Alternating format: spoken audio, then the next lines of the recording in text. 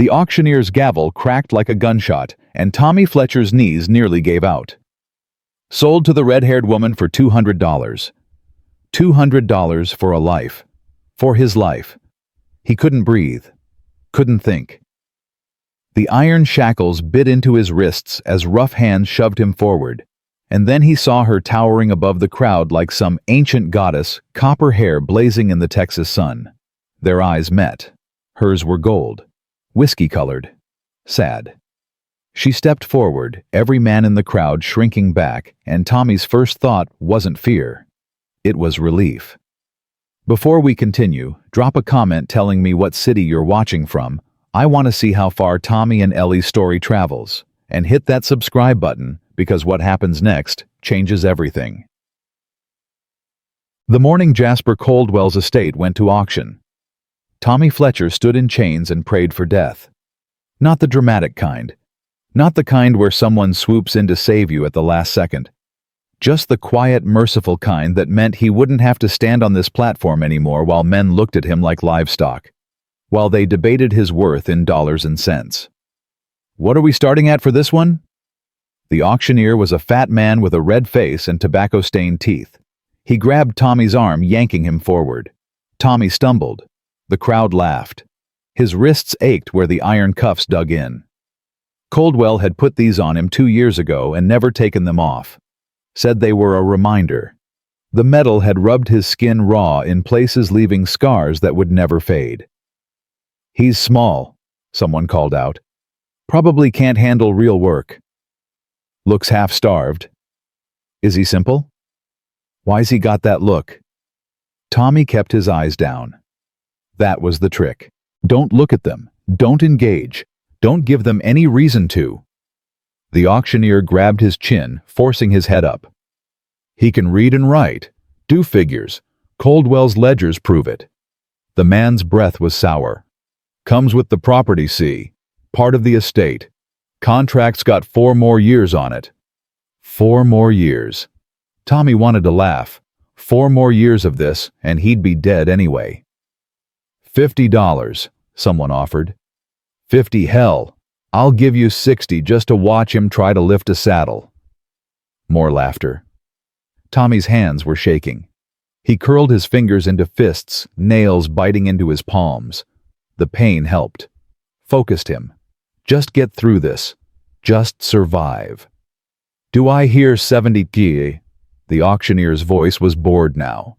This was the last item of the day. The good stuff, the horses, the cattle, the land had all sold hours ago. Tommy was the dregs, the leftovers. 70, a woman's voice said. The crowd went silent. Tommy looked up despite himself, and there she was. She stood at the back of the crowd, and God, she was tall. Had to be over 8 feet. Her shoulders were broader than most men's, her frame muscular in a way that said she'd earned it through labor, not luck. Copper red hair hung in a thick braid over one shoulder, and her face, angular, freckled, striking, was set in hard lines. But it was her eyes that stopped him. Amber, gold, the color of whiskey when sunlight hit the bottle just right, and they were looking directly at him. 100, another voice said.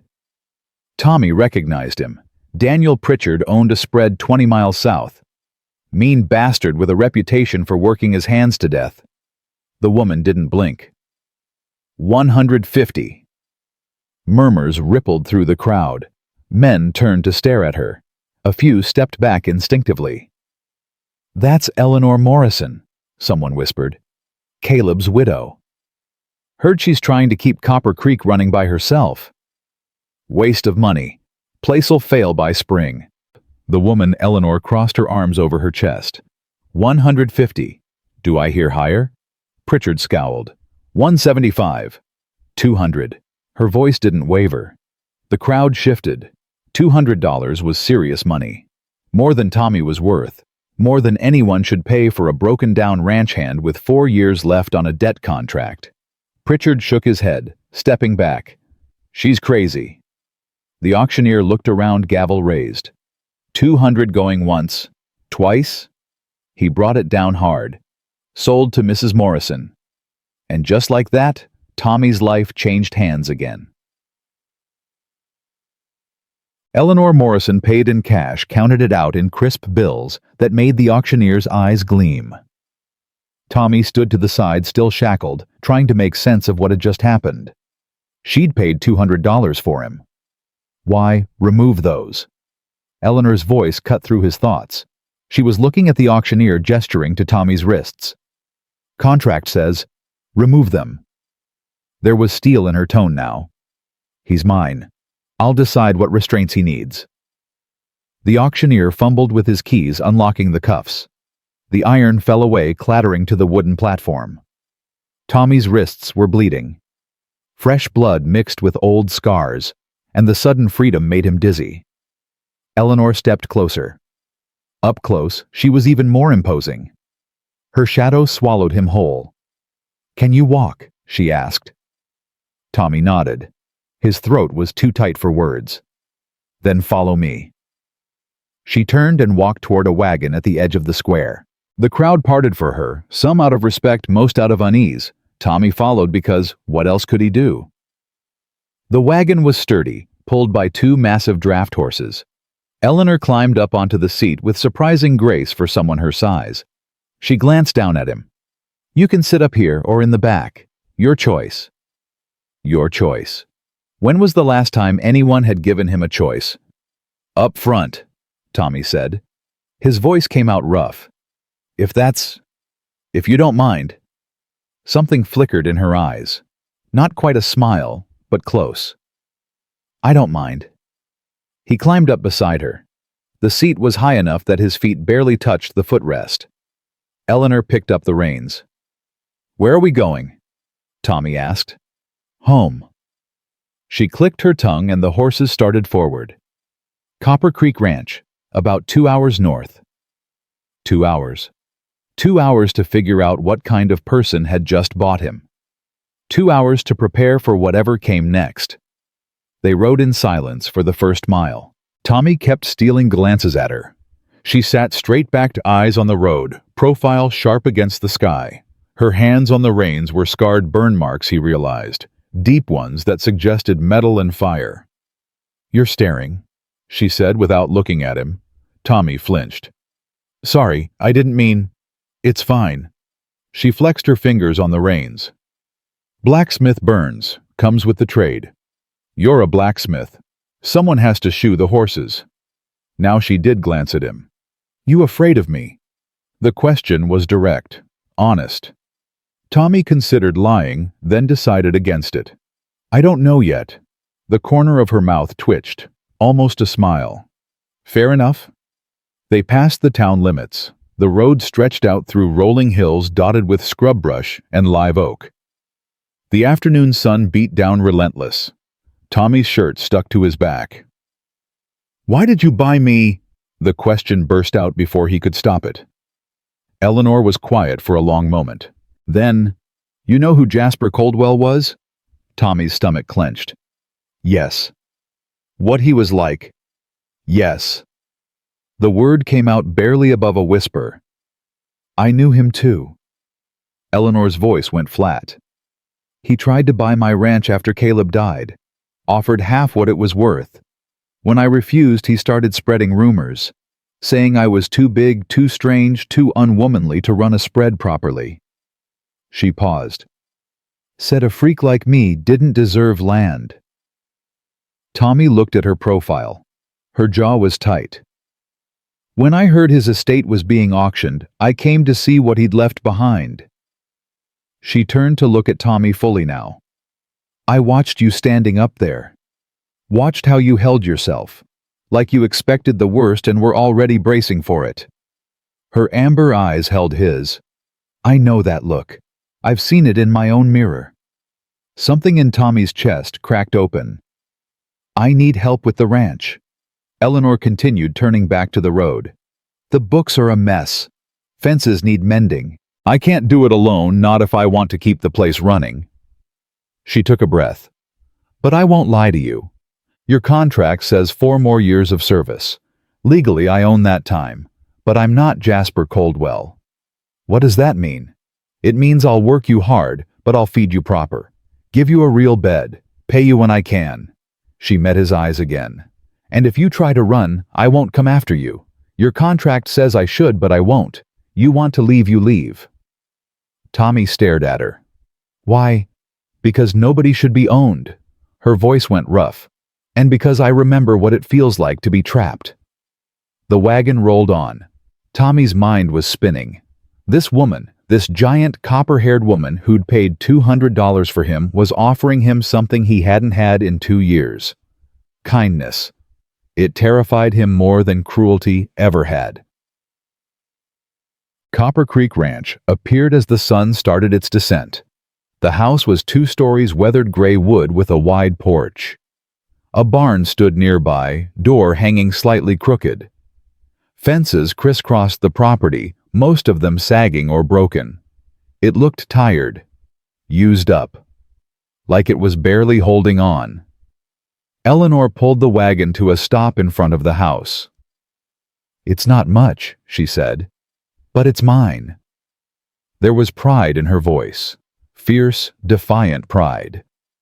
She climbed down, and Tommy followed. His legs were stiff from sitting.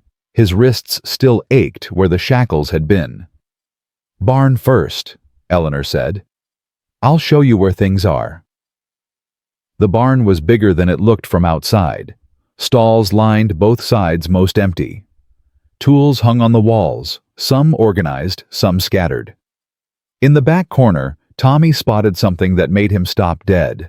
A forge. The fire was cold now, but the anvil gleamed dully in the dim light. Hammers of various sizes hung on pegs. The smell of coal and metal hung in the air. "You really are a blacksmith," Tommy said. Eleanor moved to the forge, running her hand over the anvil's surface. "My father taught me. Said I had the size for it, might as well have the skill." She picked up a hammer, testing its weight. "It's good work. Honest work. Metal doesn't care how tall you are or what people say about you. You heat it, you shape it. It becomes what you need it to be." There was something almost wistful in her tone. Tommy moved closer. "Did you make all these? Most of them?" She hung the hammer back on its peg. "The horseshoes, too. And some decorative work when I have time." She gestured to a shelf where several pieces sat iron roses, delicate despite their medium.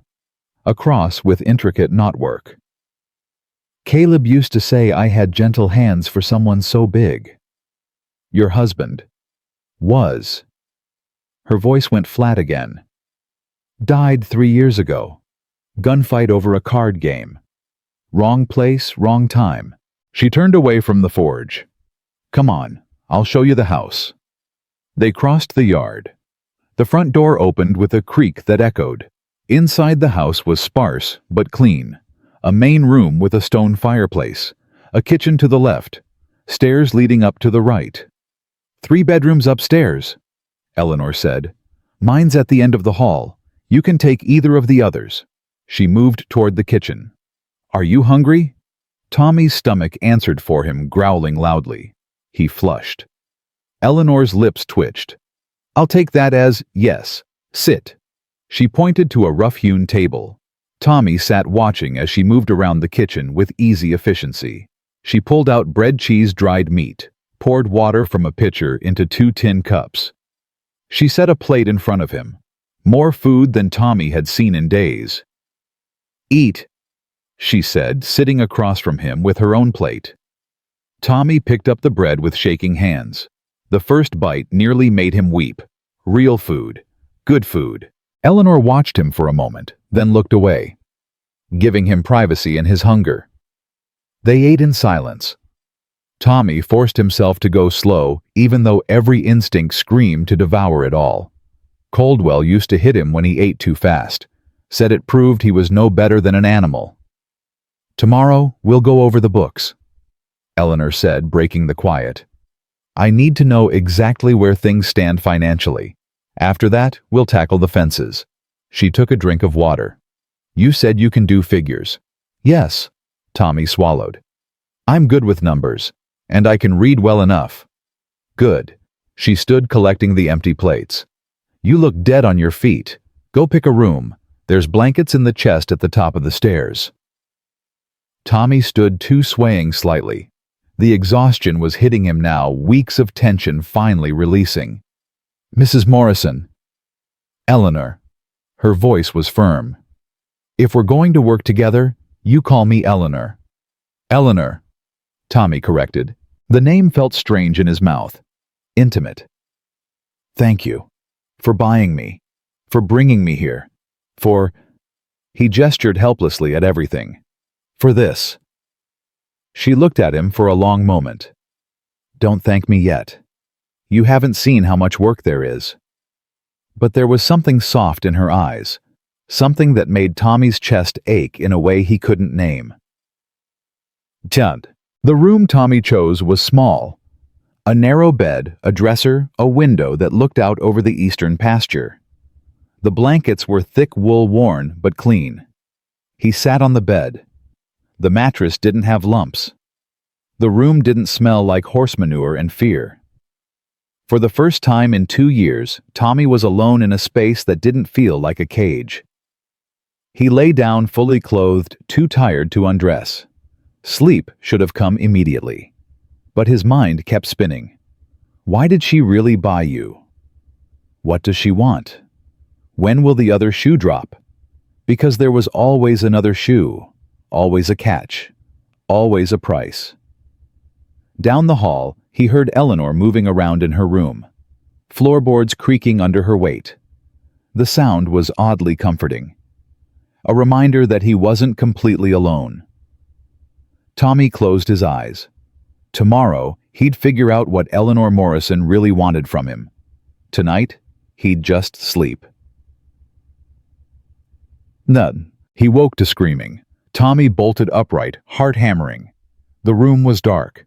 For a moment, he didn't know where he was, thought he was back in Coldwell's barn, thought. Another scream, muffled, coming from down the hall. Eleanor's room. Tommy was on his feet before he could think. He stumbled into the hallway following the sound.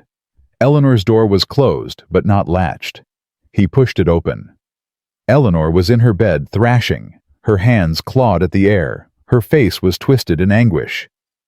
"No," she gasped. "No, please, not again. A nightmare." Tommy hesitated. This wasn't his business. He should go back to his room, should leave her alone. But she screamed again, and the sound was so raw, so broken, that Tommy couldn't walk away. He moved to the bed. "Eleanor." He kept his voice gentle. "Eleanor, wake up." She didn't hear him. Her breath came in ragged gasps. Tommy reached out carefully and touched her shoulder. "Eleanor." She lunged. Her hand caught his wrist in a grip like iron. Tommy yelped as she yanked him forward, her other hand going for his throat. "Eleanor! It's me! It's Tommy!" Her eyes snapped open. For a second, she didn't recognize him. Her amber eyes were wild, unfocused. Then clarity crashed in. She released him so fast, Tommy stumbled backward. "God!" Eleanor's voice shook. "God! I'm sorry! I thought—" "It's okay." Tommy rubbed his wrist. "You were having a nightmare." Eleanor sat up, pulling her knees to her chest. Even curled up, she was massive. Her copper hair hung loose around her shoulders, wild from sleep. "You should go," she said. "I'm fine." "You were screaming." "I said I'm fine." But her hands were shaking. Tommy should have left, should have respected her pride. But something in her voice, the same brittleness he heard in his own when he lied, made him stay. "I get them too," he said quietly. "Nightmares. Most nights." Eleanor looked up at him. In the moonlight streaming through the window, her face was pale. "What do you dream about?" she asked. Tommy's throat tightened. Coldwell. The things he did. The things he said. He wrapped his arms around himself. "Sometimes I dream I'm still there. That this is the dream." Eleanor was quiet for a long moment. Then, "I dream about the show." Show. Traveling show. My parents sold me to them when I was 8. Her voice went flat. I was already taller than most adults, still growing. They called me the Irish giant. Charged people a nickel to stare. She laughed, but there was no humor in it. 20 years of that. 20 years of being looked at like I was a freak, like I wasn't human. Tommy's chest ached. How did you get out? Caleb. She smiled, but it was sad. He saw me at a show in Austin. Came backstage afterward and asked if I wanted to leave. Said he had a ranch. Said he could use someone strong. She paused. I thought he was lying. Thought it was some kind of trick, but he came back the next night, and the night after that. Eventually, I believed him. Did you love him? Eleanor considered the question. I loved what he gave me. Freedom. A home. My name on a deed. She looked down at her hands. I don't know if I loved him. Maybe I didn't know how. The honesty in her words made Tommy's throat tight. Do you want me to stay? He asked. Until you fall back asleep. Eleanor's eyes snapped to his. You don't have to. I know. Tommy moved to the chair near her window. But I'm offering. For a moment he thought she'd refuse, send him away. But then she nodded once and lay back down. Tommy sat in the chair. The silence stretched between them, but it wasn't uncomfortable. It was the silence of two broken people who understood each other's scars. Tommy. Eleanor's voice was soft. Yeah. Why didn't you run at the auction? You could have bolted, tried to disappear. Tommy thought about it. Where would I go? I've got no money, no family, no one who'd hide me. He paused. And I was tired of running, tired of being afraid. I figured, maybe it was time to see what happened if I stopped. And now I don't know. He looked at her. But I'm still here. Eleanor's eyes drifted closed. Her breathing evened out. After a few minutes, Tommy was sure she'd fallen back asleep. He stood carefully, moving toward the door. Tommy? He froze. Yeah. Thank you. Something warm bloomed in Tommy's chest. You're welcome. He went back to his room, climbed back into bed, and this time when sleep came, his dreams were quieter.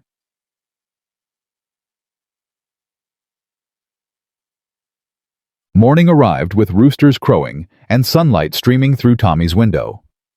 He woke slowly, momentarily disoriented, then remembered. Eleanor. The ranch. Freedom. He dressed quickly in the same clothes from yesterday. They were all he had, and headed downstairs. Eleanor was already in the kitchen. She'd braided her hair back severely, and she wore a simple brown work dress. Her face gave nothing away about last night. Coffee's on the stove, she said without preamble. Eggs'll be ready in a minute. Tommy poured himself a cup. The coffee was strong enough to strip paint. He loved it. Eleanor set a plate of eggs and bacon in front of him. Real bacon. God. After breakfast, books, she said, sitting across from him. I need to know exactly how much trouble I'm in. Tommy nodded, mouthful. They ate quickly. Eleanor collected the plates and gestured toward a door off the main room. Office, such as it is. The office was small, dominated by a desk buried under ledgers and loose papers. Tommy's fingers itched looking at the chaos. Caleb handled the books before, Eleanor said. I tried to keep up after he died, but... She gestured helplessly. Numbers aren't my strength. May I... Tommy gestured to the desk. It's why you're here. Tommy sat down and started sorting. Within minutes, he could see the problem. The ledgers were a mess, incomplete entries, missing dates, calculations that didn't add up. How much land do you have? He asked.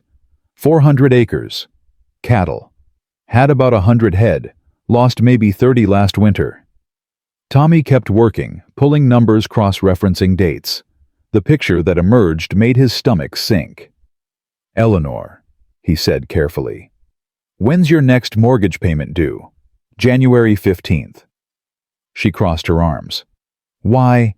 Because based on these numbers, you don't have enough to make it. The words hung in the air like a death sentence. Eleanor's face went hard. How short? About $300. She closed her eyes. God. There's more. Tommy hated saying it. There's a legal claim filed against the property, dated 2 weeks ago. What? Eleanor crossed to the desk in 2 strides, leaning over Tommy's shoulder. Let me see that. Tommy handed her the paper. Watched her face as she read. Lucas, she said. The name was a curse. Caleb's brother. He's been trying to get his hands on this place since the funeral. She crumpled the paper. Claims the land should have gone to him, that a woman can't run a ranch properly. Can he do that? He's trying. Eleanor's jaw clenched. Judge is reviewing it. I've got until spring to prove I can keep this place viable. If I can't... She didn't finish the sentence. Tommy's mind raced. $300 short. A legal challenge. 6 months to prove viability. We need to sell cattle, he said. Can't. Eleanor shook her head. Need them for breedin' stock. Sell now, and there's no herd to rebuild with. Then we need another income source. Tommy looked around the office thinking. You're a blacksmith. Are you taking commissions? Haven't had time, between the ranch work and make time. Tommy stood. If you're as good as you say we advertise, horseshoes, tools, decorative work. I'll handle the books, the ordering, the clients. You just make the pieces. Eleanor stared at him. You think that'll work? I think we don't have another choice. Something shifted in Eleanor's expression. Respect, maybe. Or hope. All right, she said. We try it your way. And standing there in that chaotic office with 6 months to save a failing ranch and a woman who'd spent $200 on a broken ranch hand. Tommy felt something he hadn't felt in years. Purpose. The first week passed in a blur of work that left Tommy's muscles screaming and his hands blistered. Eleanor woke him before dawn every morning, and they worked until darkness forced them inside. Fences. Always the damn fences. Hold it steady, Eleanor said, positioning another post. She lifted the sledgehammer, 20 pounds of iron that she swung like it weighed nothing, and drove the post into the ground with 3 precise strikes. Tommy's job was to hold the posts straight while she hammered. Simple work. Except his arms shook from the effort, and every impact sent vibrations through his bones that made his teeth ache. That's good, Eleanor said, stepping back to examine her work. She wiped sweat from her forehead, leaving a streak of dirt. 20 more, and this section's done. 20 more. Tommy's hands were already bleeding through the cloth wraps Eleanor had given him. She noticed. Of course she noticed. Let me see, she said, reaching for his hands. Tommy pulled back instinctively. The movement was automatic, born from 2 years of Coldwell's fists. Eleanor froze. Her amber eyes went soft. I'm not going to hurt you. I know. But Tommy's heart was hammering anyway. It's okay. She lowered her hands. But we need to wrap those properly or they'll get infected. She gestured toward the wagon. There's salve in the supply box. Clean cloth too. Take care of it. It wasn't a request. Tommy walked to the wagon, grateful for the excuse to turn away. His hands were shaking again. Stupid. She'd done nothing but work beside him all week, never raised her voice, never lifted a hand against him. But his body didn't know the difference between then and now. He found the salve something that smelled like pine and mint and rewrapped his hands with clean cloth. When he turned back, Eleanor was already positioning the next post. Ready? She asked. Tommy nodded and returned to work. They finished the section as the sun reached its peak. Eleanor surveyed their progress with satisfaction. Good work, she said. That'll hold through winter. She picked up the water canteen and drank deeply, then passed it to Tommy. You're stronger than you look. I'm not strong at all. Strength isn't just muscle. Eleanor started gathering tools. You've been out here 6 hours without complaining. You keep up. That's strength. Tommy wanted to believe her. wanted to see himself the way she seemed to see him, as someone capable, someone useful. But Coldwell's voice was still in his head. Worthless. Weak. Might as well throw you to the hogs for all the good you do. "What are you thinking about?" Eleanor asked. Tommy blinked. "Nothing." "You're a terrible liar." She loaded the sledgehammer into the wagon. "Your face does this thing when you're remembering something bad. Your eyes go distant." "I don't." "Yes, you do." Eleanor turned to face him fully. "And before you ask, I know because I do it too." She paused. "Caleb used to call it my show face. Said I looked like I was somewhere else entirely." Tommy swallowed. "What did you think about the crowds, the staring, the way people would poke me sometimes like I wasn't real?" Her jaw tightened. "Or worse, the ones who'd proposition me.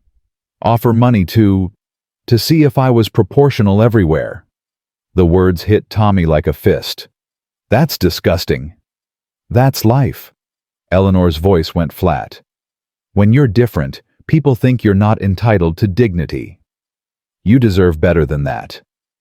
Eleanor looked at him for a long moment. Something flickered in her eyes, surprise maybe, or gratitude. "So do you."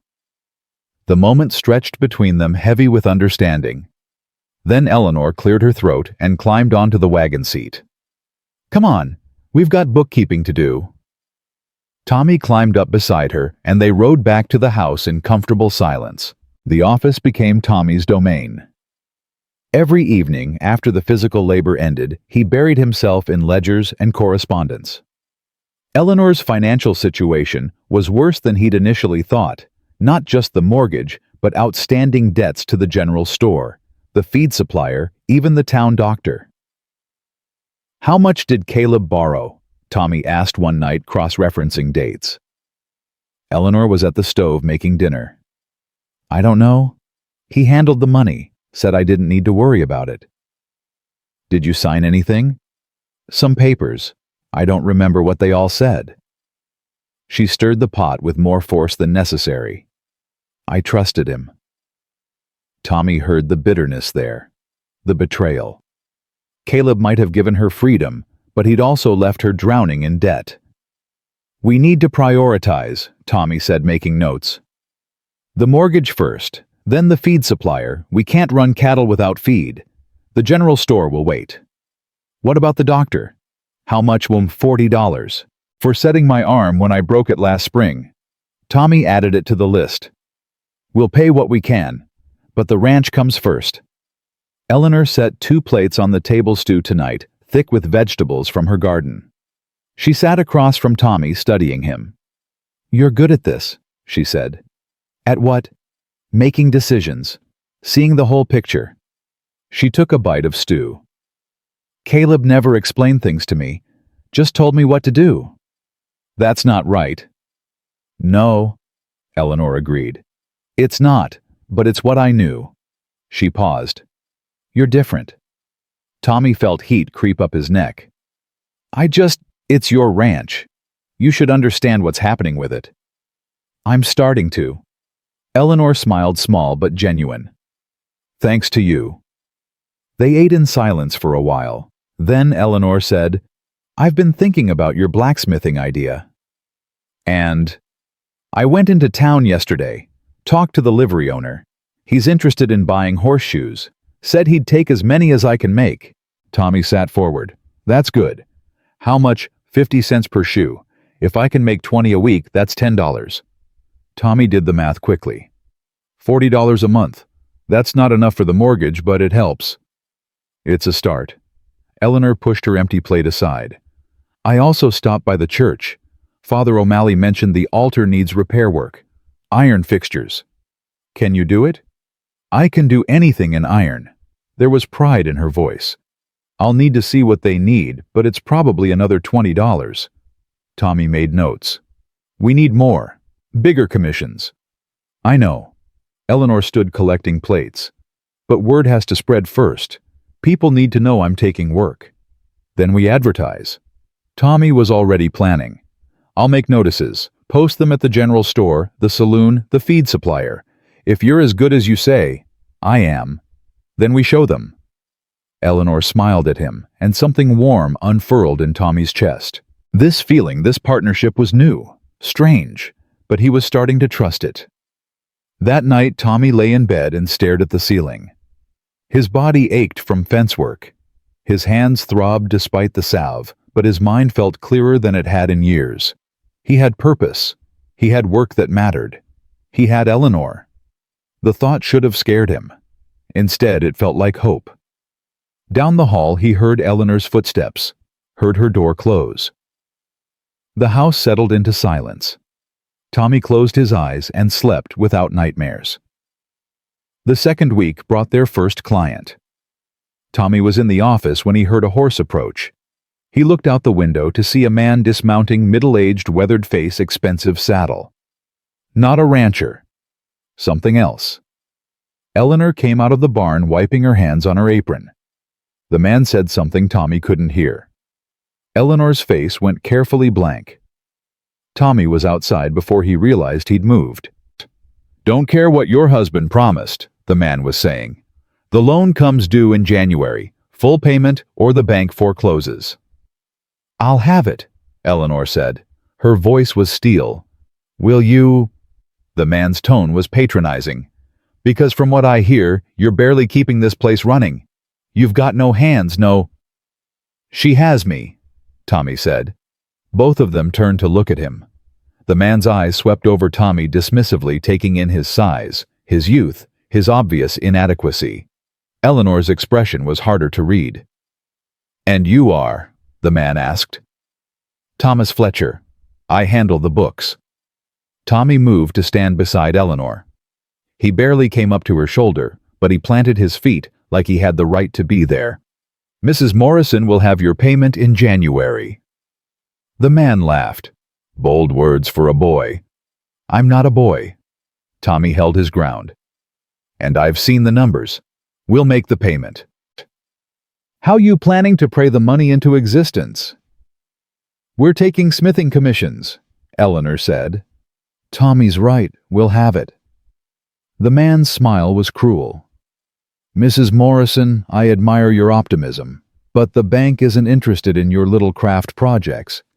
We want $800 in cash." $800. Tommy's stomach dropped.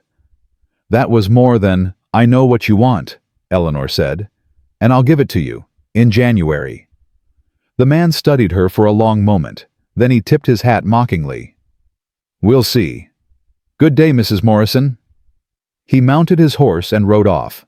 Eleanor didn't move until he disappeared from sight. Then she turned to Tommy. "800? Tommy asked. "I thought it was 5. "Apparently Caleb took out a second mortgage." Eleanor's voice was hollow. "I didn't know." Tommy's mind was racing. $800 in 3 months. It was impossible. They'd need to sell everything, and even then, "We can do this," he heard himself say. Eleanor looked at him like he'd lost his mind. "Tommy? We can." Tommy grabbed her arm, realized what he'd done, and released her immediately. "Listen to me. The horseshoes bring in $40 a month. The church commission is $20. We need more, yes, but we can get it. We advertise harder. We take every job that comes. We work until our hands bleed if we have to, but we can do this." "Why?" Eleanor's voice cracked. "Why do you care so much?" The question stopped Tommy cold. Why did he care? This wasn't his ranch, wasn't his debt. He could walk away right now and Eleanor wouldn't stop him. She'd said as much that first day. But standing there in the yard looking up at this woman who'd paid $200 to give him a chance, Tommy realized the answer. "Because you didn't give up on me," he said quietly. "So I'm not giving up on you." Eleanor's eyes went bright. She turned away quickly, but not before Tommy saw the tears. "Get back to work," she said, her voice rough. "We're burning daylight." Tommy went back to the office. His hands were shaking again, but this time it wasn't from fear. The commissions started small. A rancher needed gate hinges. A widow wanted fireplace tools, the church's altar fixtures. Eleanor worked the forge every evening, her hammer ringing out across the property like a heartbeat. Tommy handled the clients, the money, the books. They developed a rhythm. Tommy would take orders during the day, writing down specifications and measurements. Eleanor would review them over dinner, asking questions, suggesting modifications. Then she'd disappear into the forge, and Tommy would hear the clang of hammer on steel long into the night. "You should sleep," Tommy said one evening, bringing her water. It was past midnight. Eleanor had been at the forge for 6 hours. Almost done. She didn't look up from the piece she was working, decorative hinges, the kind that would cost 5 times what simple hardware would.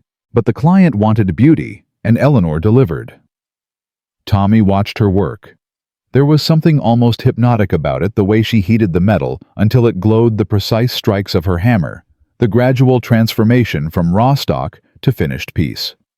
Her face was focused, peaceful even. This was where she was most herself. "What?" Eleanor asked, catching him staring. "Nothing. You're really good at this. 20 years of practice." She plunged the piece into water. Steam hissed up. "When I was with the show, they'd set up the forge as part of the act. Watch the giant woman bend iron to her will." Her voice mocked the ringmaster's pitch. "People loved it, especially when I'd make roses and hand them out to children." "Did you hate it?" Eleanor considered the question. "I hated being stared at, but the work itself." She pulled the piece from the water, examining it critically. The work was the only thing that felt real. She set the hinges aside to cool and finally looked at Tommy. "You should go to bed. You've been up since dawn." "So have you." "I'm used to it." "That doesn't mean you should." Tommy stopped. This was stupid. They were both exhausted, both pushing themselves too hard, but they didn't have a choice. "Come on," Eleanor said, banking the forge. "We both need sleep." They walked to the house together. At the stairs, Eleanor paused. "Tommy, thank you for earlier. With the banker. I didn't do anything. You stood beside me." Her voice went soft. "Nobody's done that in a long time." Before Tommy could respond, she was climbing the stairs. Her door closed softly. Tommy stood in the dark for a long moment, his chest tight with something he couldn't name. Then he went to his own room and lay down. Sleep came harder tonight. His mind kept replaying the afternoon. The way Eleanor's face had gone blank when the banker mentioned the $800. The crack in her voice when she'd asked why he cared. The truth was, Tommy was starting to care about more than just the ranch. He was starting to care about her. The realization should have terrified him. Instead, it felt inevitable. Like something that had been building since that first day at the auction, when he'd looked up and seen a woman who understood what it meant to be judged for things you couldn't control. Tommy rolled over, pulling the blanket tighter. This was dangerous territory. Eleanor owned his contract. The power imbalance alone made any feelings inappropriate. And even if it didn't, why would she want him? He was small, damaged, broken in ways that might never heal.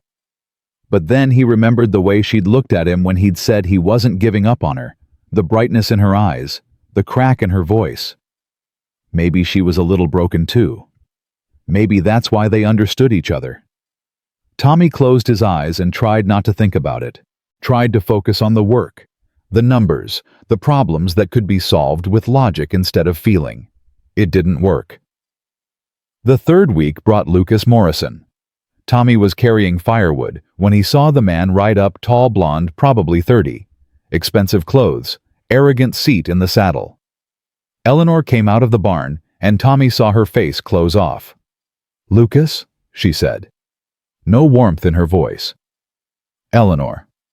The man dismounted, looking around the property with barely concealed disdain. "Place looks like it's falling apart. What do you want?" "Just checking on my future property." Lucas smiled, all teeth and no kindness. "Heard you had a visit from the bank. $800, wasn't it?" "None of your business." "It's absolutely my business. When you fail, and you will fail, this land reverts to family. To me." He stepped closer. You're not equipped to run a ranch, Eleanor. You never were. Caleb was soft letting you pretend otherwise. Tommy's hands clenched around the firewood. He wanted to throw it at Lucas's smug face. I'm not pretending, Eleanor said. And I'm not failing. No. Lucas's laugh was ugly. You've got 70 cattle left, half your fences are down, and you're so desperate you bought some scrawny boy to help you. His eyes found Tommy. That him? Leave him out of this. Why, he's part of this farce. Lucas walked toward Tommy, circling him like livestock at auction. What did she pay for you? Couldn't have been much. $200, Tommy said. His voice didn't shake. He was proud of that. Lucas's eyebrows rose. 200. For you. He laughed again. Eleanor, you overpaid. Get off my land, Eleanor said. Her voice was quiet, dangerous. Not yet. Lucas turned back to her. I wanted to make you an offer. Sell me the ranch now. I'll give you $2,000. Enough to start over somewhere else, somewhere you won't be such a spectacle. No. Be reasonable. I said no. Eleanor took a step forward. Even from 20 feet away, Tommy could see Lucas flinch. This ranch is mine. My name is on the deed, and I'm not selling to you or anyone else. You'll lose it anyway, Lucas said. At least this way you'll have something. Get out. Eleanor, get out. Her voice cracked like her hammer on the anvil. Lucas held up his hands in mock surrender. Fine. But when January comes and you can't make the payment, don't come crying to me. He mounted his horse. And Eleanor maybe put that boy to better use. He's pretty enough. Might as well get something out of your investment. He rode off before Eleanor could respond. Tommy stood frozen, Lucas's words echoing in his head. Pretty enough. Put him to better use. The implication made his skin crawl. Tommy. Eleanor's voice cut through his spiraling thoughts. Look at me. He did. Her face was furious, but not at him. Don't listen to him, she said. He's trying to get under my skin. Under yours. Did you really pay $200 for me? Tommy asked. The question had been nagging at him since the auction. Yes. Why? Eleanor was quiet for a long moment. Then, because when I saw you standing on that platform, you reminded me of myself. And I thought if someone had paid $200 to get me out of that show, my whole life might have been different. She paused. I wanted to give you that chance. Something in Tommy's chest cracked open. I won't let you down. I know. Eleanor's voice went soft. You haven't yet. They stood there in the yard, the sun warm on their faces, and Tommy felt something shift. This partnership they'd built over 3 weeks, it wasn't just about saving the ranch anymore. It was about saving each other. That night, Tommy couldn't sleep. He kept thinking about Lucas's visit, about Eleanor's face when she'd said she wanted to give Tommy a chance. He got up intending to get water and saw a light coming from under Eleanor's door. He knocked softly. Come in, she said. Eleanor was sitting at her desk, papers spread around her. She'd changed into a nightgown, and her copper hair hung loose. Can't sleep either? She asked. No. Tommy stepped inside, closing the door behind him. I keep thinking about what Lucas said. Ignore him. I can't.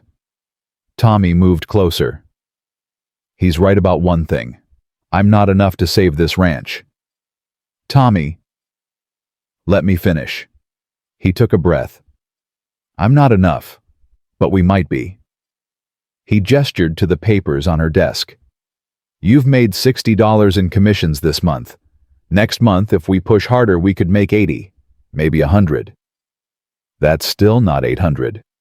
Not yet. But we have time, and we have each other. Tommy met her eyes. I'm not giving up. Are you? Eleanor looked at him for a long moment.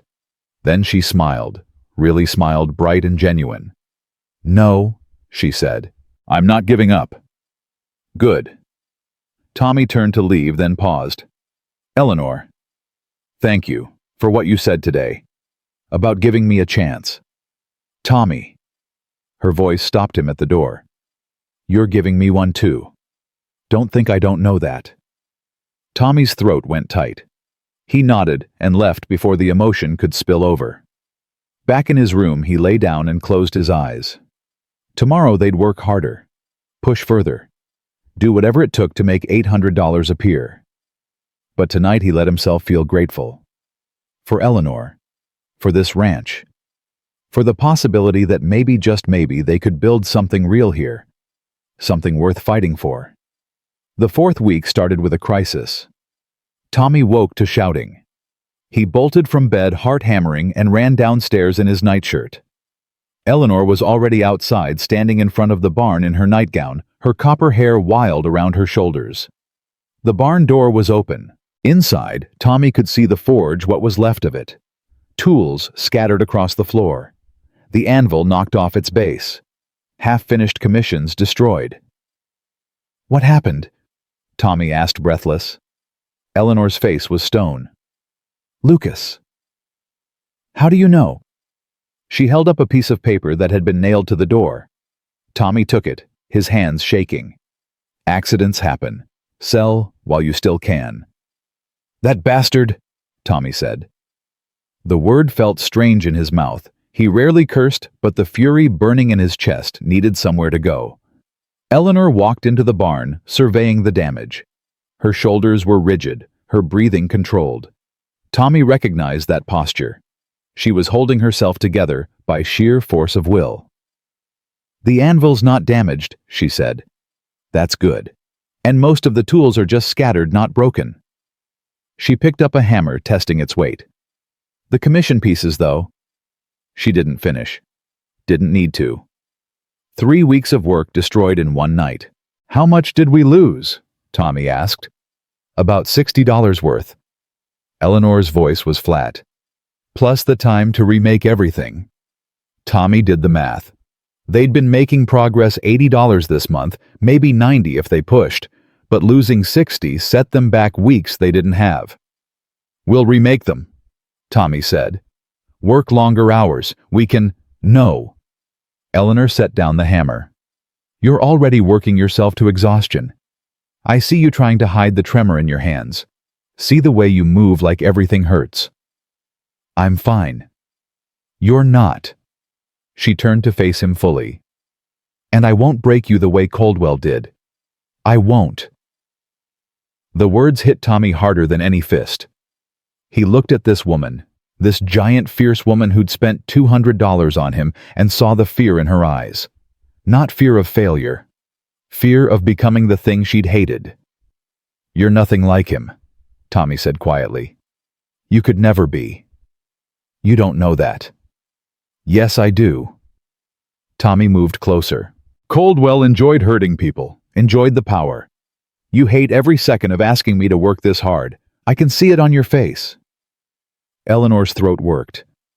"I hate that I need your help. Hate that I'm not strong enough to do this alone."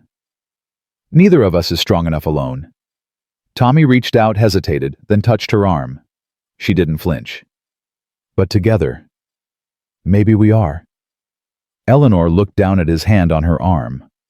Her eyes were bright with unshed tears. "We need to report this to the sheriff," Tommy said. "And say what?" "That I think Lucas did it. I've got no proof. No witnesses." Eleanor's laugh was bitter. "And even if I did, you think the law's going to take my side over a Morrison, over a man?" She was right. Tommy knew she was right. The system wasn't built for people like them, too tall, too small, too different.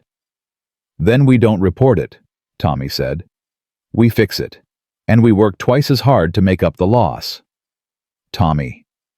"I'm not arguing about this." "Wait." He squeezed her arm once, then released it. "Get dressed. I'll start cleaning up."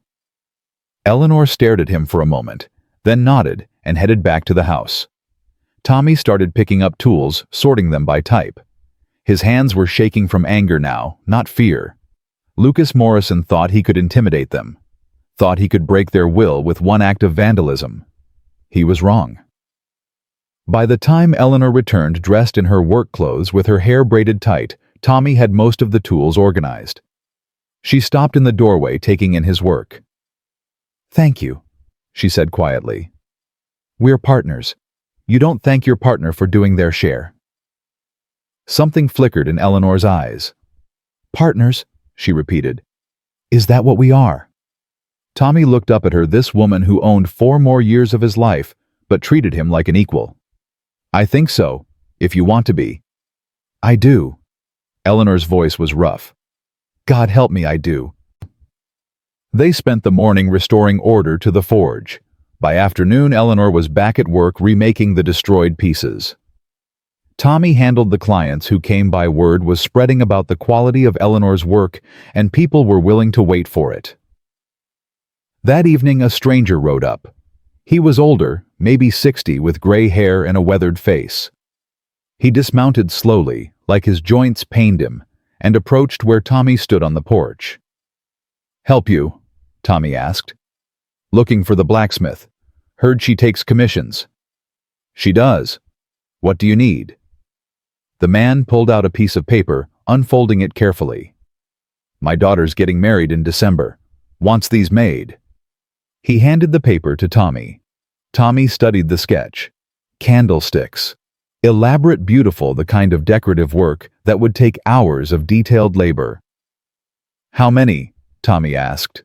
6 pairs. Tommy's mind raced. 12 candlesticks at this level of detail would take Eleanor 2 weeks, maybe 3. But the profit? "How much are you offering?" Tommy asked. $150. Tommy nearly dropped the paper. That's very generous. My daughter's my only child. I want her to have something special." The man looked toward the barn. "Can your blacksmith do it?" "She can do anything in iron." Tommy's voice was firm. "When do you need them by?" "December 1st. 6 weeks. 6 weeks to make 12 elaborate candlesticks while still handling other commissions and ranch work." It was insane. Impossible. "We'll have them ready," Tommy said. The man smiled. "Good. I'll pay half now, half on delivery." He counted out $75 in cash. Tommy stared at the money. This was it. This was the break they needed. After the man left, Tommy ran to the forge. Eleanor was bent over the anvil working on a gate hinge. "Eleanor," Tommy said breathlessly, "we just got a commission for $150. Her hammer paused mid-strike. "What?" Tommy explained quickly, the candlesticks, the timeline, the money already paid. Eleanor set down her hammer slowly. 6 weeks for 12 candlesticks at that detail level. "Tommy, I know what it is, but we need this. We need the money. We need sleep more." Eleanor wiped her forehead. "I'm already working 16-hour days. Add this on top and then I'll help you. You don't know blacksmithing. So teach me." Tommy moved closer. "I can't swing your hammer or work the forge, but I can help prep materials. Clean pieces. Whatever you need. We share the load." Eleanor looked at him for a long moment. "You're sure?" "I've never been more sure of anything." "All right." Eleanor picked up her hammer again. "We start tomorrow. Tonight you rest. You're going to need your strength." Tommy wanted to argue, but exhaustion was pulling at him like a tide. He nodded and headed back to the house. That night he lay in bed and listened to Eleanor's hammer ringing out across the property. The sound was steady, rhythmic, reassuring. She was out there fighting for this ranch. For both of them. And tomorrow, he'd fight beside her. The next morning, Tommy's education in blacksmithing began. "Fire needs to be hot enough to make the iron glow," Eleanor explained, showing him how to work the bellows. "But not so hot it burns. You'll learn to read the color." Tommy pumped the bellows, watching the coals brighten from red to orange to yellow-white. His arms burned from the effort. "Good," Eleanor said. "Now watch." She placed a rod of iron in the fire, waiting for it to reach the right temperature. When she pulled it out, it glowed like a captive sun. This is when it's ready to work. Her hammer fell in precise, controlled strikes. The iron, bent-shaped, became something new under her hands. Tommy watched, mesmerized. "Your turn," Eleanor said, handing him a rod. "I can't." "You can try." She guided him through heating the iron, positioning it on the anvil. Put the hammer in his hand and stood behind him, her larger hand covering his. "Feel the balance, the weight. Don't force it. Let the hammer do the work." Tommy brought the hammer down. The strike was weak, barely denting the iron. "Again," Eleanor said. "Put your whole body into it." He tried again. Better this time, but still not enough. "Like this." Eleanor's arms wrapped around him from behind, guiding his movements. Her chest pressed against his back, her breath warm on his neck. Together they brought the hammer down, and the iron sang under the blow. Tommy's heart was hammering harder than the metal. Eleanor's nearness, her strength surrounding him, the gentle way she guided his hands, it was overwhelming. Intimate in a way that made his mouth go dry. "Got it?" Eleanor asked, her voice low near his ear. Tommy nodded, not trusting his voice. Eleanor released him and stepped back. "Practice. I'll work on the candlesticks." Tommy practiced. His strikes were clumsy, uneven, but gradually he found a rhythm. The iron bent under his hammer barely, but it bent. He was shaping metal, creating something from nothing. "Not bad," Eleanor said hours later, examining his work. "You've got decent instincts." Tommy glowed under the praise. They worked through the afternoon. Eleanor on her commissions, Tommy practicing basic techniques. By evening his arms were trembling and his hands were blistered despite the gloves, but he'd made something. A simple hook, rough and uneven, but functional. "Keep it," Eleanor said. "Your first piece." Tommy turned the hook over in his hands. It was ugly, honestly, but it was his. Proof that he could do more than numbers and books, that he could create. That night they ate dinner in comfortable silence. Tommy's body ached in new places, but it was a good ache, the ache of useful work. "Thank you," Eleanor said suddenly, "for today, for wanting to learn." "Thank you for teaching me." Eleanor smiled, and Tommy's chest tightened. She was beautiful when she smiled. Had he always thought that, or was it new? The 5th week was a blur of fire and iron. Eleanor worked on the candlesticks while Tommy handled everything else, the books, the clients, the basic smithing work he was learning. They fell into a rhythm where words became unnecessary. Eleanor would glance at him, and he'd know to pump the bellows. He'd hold up a piece, and she'd nod or shake her head. They were becoming something more than partners, something Tommy didn't have words for yet. "Tell me about the show," Tommy said one evening. They were in the forge, Eleanor working on candlestick number 4. "What was it really like?" Eleanor's hammer paused. "Why do you want to know?" "Because you never talk about it, and I think maybe you should." She was quiet for so long Tommy thought she wouldn't answer. Then, "They kept me in a cage." The words fell like stones. "Not all the time," Eleanor continued, her voice flat. "Just when we traveled between towns. Said it was easier, safer, but really it was part of the show. See the giant woman in her special enclosure. People would pay extra to watch me eat, watch me sleep." Tommy's stomach turned. "Eleanor. I was 8 years old when it started. By the time I was 10, I couldn't remember what it felt like to not be stared at." She struck the iron harder than necessary. "When I was 14, a man offered my handler $500 to spend the night with me, to see if I was woman-sized everywhere." "Did he?" "No. The handler knew I was worth more as a virgin giant than a used one." Her laugh was bitter. "Isn't that funny? My virginity had market value." Tommy moved closer, standing beside the anvil. "What happened to that man?" "Nothing. Why would it? I wasn't human to them. Just a curiosity, an investment." Eleanor set down her hammer, her hands shaking. 20 years, Tommy. 20 years of being a thing instead of a person. You're a person, Tommy said fiercely. You're the strongest, most capable person I've ever met. Eleanor looked at him, and her eyes were wet. Do you really believe that? Yes. Tommy didn't hesitate.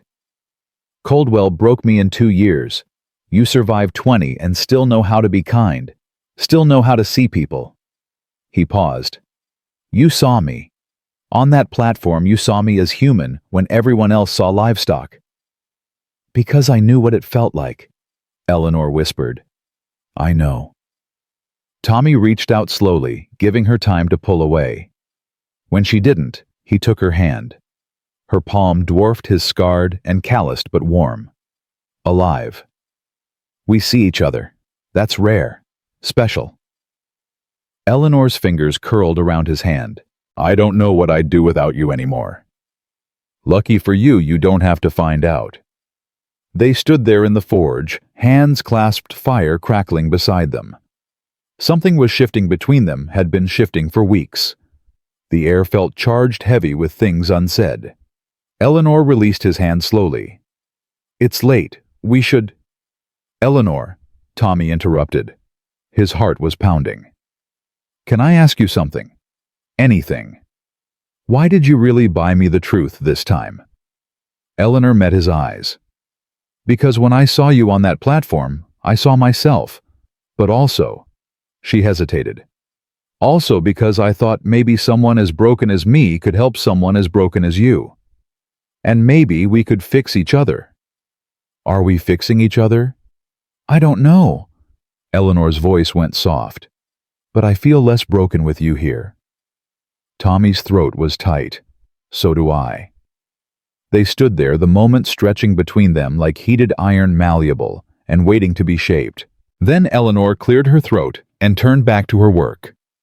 Go to bed, she said. Tomorrow's going to be long. Tommy nodded and left, but his heart was still racing. Something had changed tonight. Something important. He lay in bed staring at the ceiling and let himself acknowledge what he'd been avoiding for weeks. He was falling in love with Eleanor Morrison. The realization should have terrified him. She owned his contract. The power imbalance made any relationship complicated at best, wrong at worst. And even setting that aside, why would she want him? He was small damaged, barely 21. But then he remembered the way she'd looked at him tonight, the way her hand had felt in his, the softness in her voice when she'd said she felt less broken with him here. Maybe she was falling too. Tommy rolled over, pressing his face into the pillow. This was dangerous, foolish, probably doomed. But God, he wanted it anyway. The 6th week brought another visitor. Tommy was in the office when he heard horses, multiple horses. He looked out to see 3 men dismounting. One of them was Lucas Morrison. Tommy was outside before they finished tying their horses. Eleanor emerged from the forge hammer still in hand. Lucas, she said. Her voice was cold as river ice. Who are your friends? This is Deputy Barnes and Mr. Whitmore from the bank. Lucas's smile was all teeth. They're here on official business. The deputy stepped forward, a paper in his hand. Mrs. Morrison, I've got a court order here. Says you need to allow inspection of the property to verify its condition for the legal challenge. Eleanor's jaw clenched. Let me see that.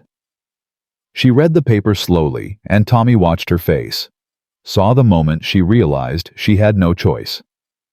Fine, she said. Inspect. The men spread out. Lucas headed toward the barn. Tommy followed, not trusting him alone with Eleanor's forge. Inside, Lucas surveyed the workspace with barely concealed satisfaction. Still haven't fixed everything from the accident, I see. Wasn't an accident, Tommy said. Lucas turned to him, his smile widening. You accusing me of something. Just stating facts. Careful, boy. Accusations require proof. Lucas moved closer.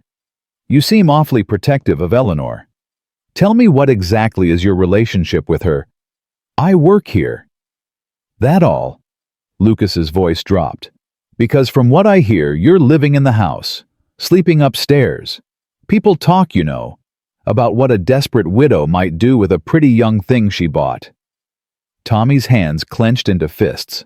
You're disgusting. I'm practical. Lucas circled him. See, when Eleanor loses this place, and she will lose it, I'm going to own your contract, part of the estate assets. And I've got different ideas about how to put you to work. The threat was clear. Tommy's skin crawled. She's not going to lose, Tommy said.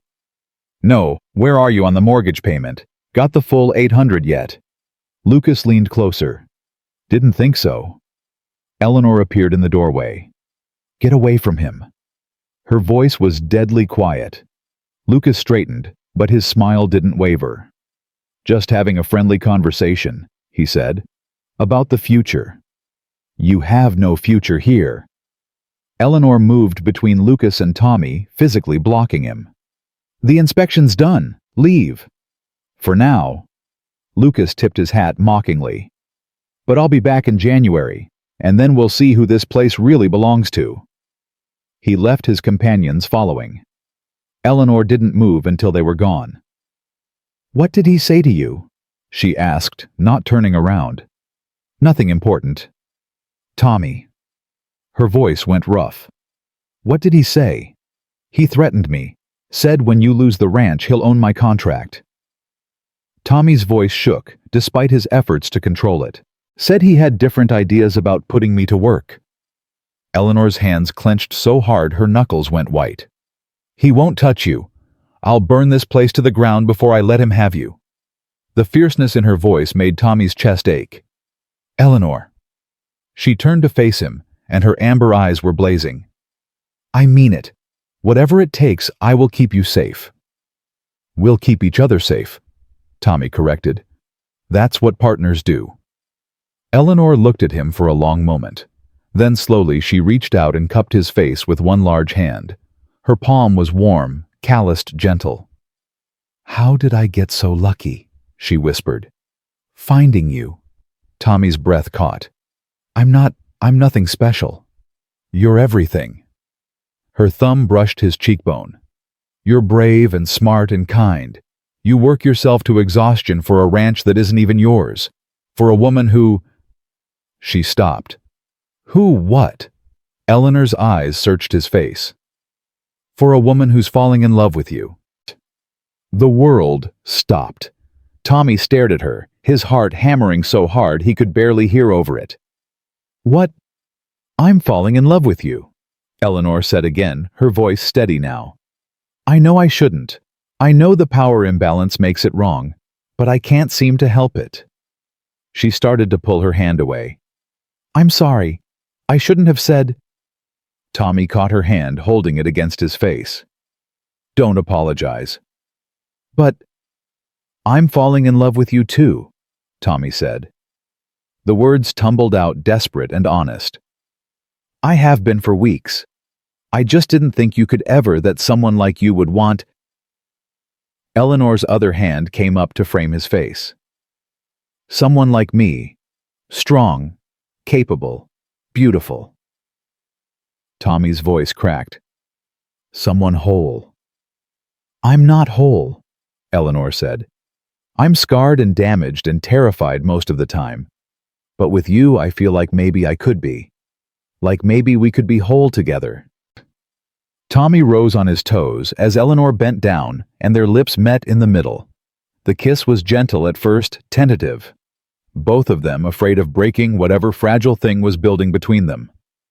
Then Eleanor's arms wrapped around Tommy, pulling him close, and the kiss deepened into something that made the world fall away. Tommy's hands found her hair tangling in the copper strands. Eleanor lifted him slightly, making the height difference less awkward, and Tommy wrapped his legs around her waist like it was the most natural thing in the world. When they finally broke apart, both breathing hard, Eleanor rested her forehead against his. This is crazy, she murmured. People will talk. Let them. Tommy's hands were still in her hair. I don't care what they think. I own your contract. This is... Then rip it up. Tommy pulled back to look at her. You offered before. Do it now. Make this a choice for both of us. Eleanor's eyes went wide. You're sure? I've never been more sure of anything. Tommy kissed her again, soft and quick. I choose you, Eleanor Morrison. Not because I have to, because I want to. Eleanor's smile was bright as the forge fire. Then I choose you too, Thomas Fletcher. She set him down gently, then walked to the house. Tommy followed his heart, still racing. Inside, Eleanor went to her desk and pulled out the contract, 4 years of Tommy's life, signed and sealed. She tore it in half, then in quarters, then fed the pieces into the fire until nothing remained but ash. You're free, she said, turning to face him. If you want to leave, you can.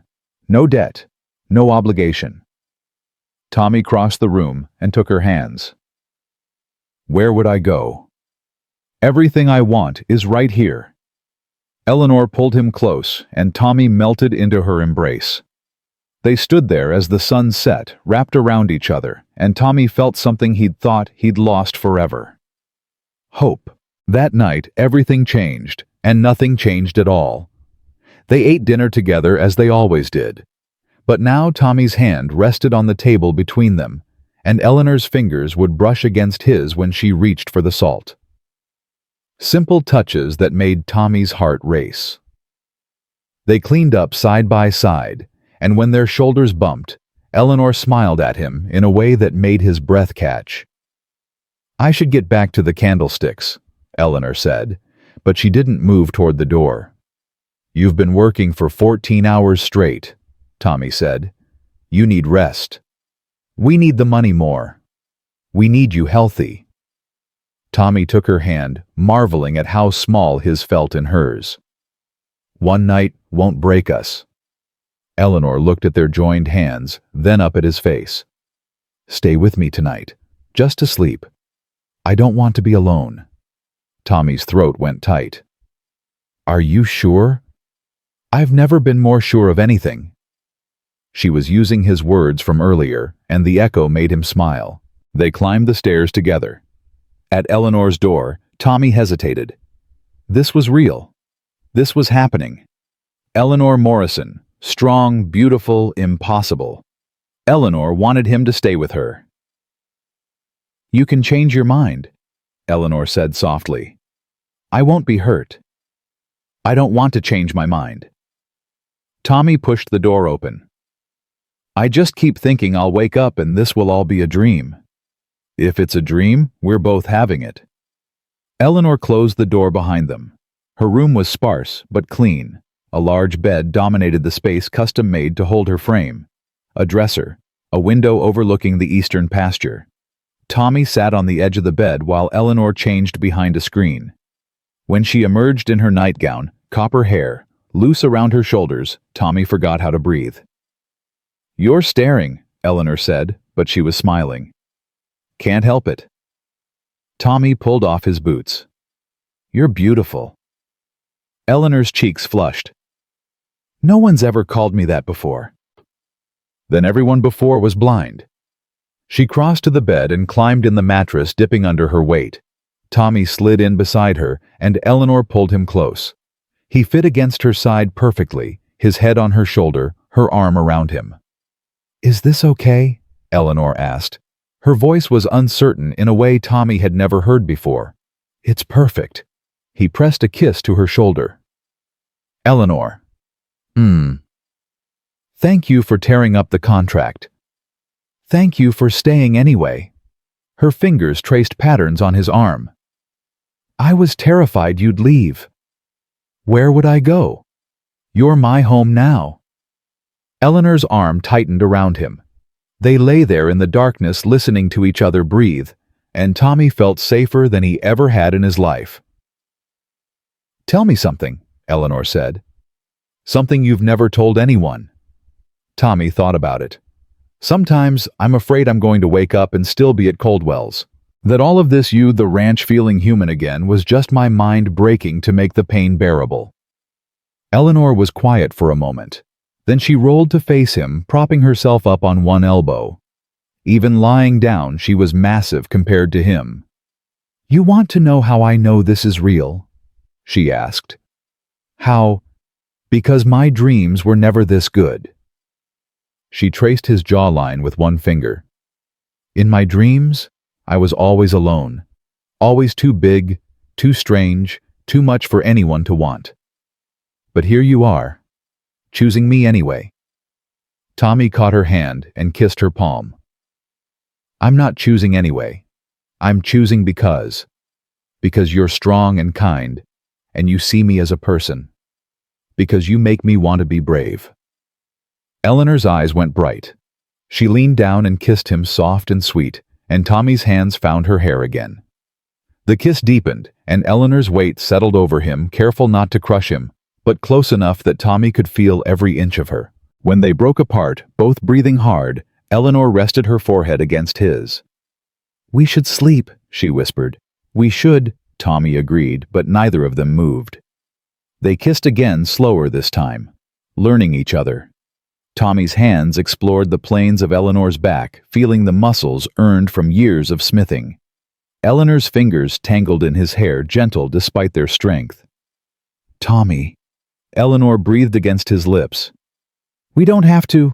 I don't expect—" "I know." Tommy kissed her again. "But I want to. If you do." "I do." Her voice shook. "But I've never not like this. Not with someone who wanted me for me and not what I represented." "Then we'll figure it out together." Tommy pulled her down for another kiss. No rush, no pressure, just us. They made love slowly, carefully. Two broken people learning how to be whole together.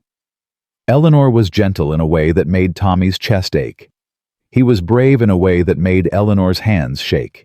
And when it was over, they lay tangled together, both crying and laughing at the same time. "That was—" Eleanor started. "Yeah," Tommy agreed.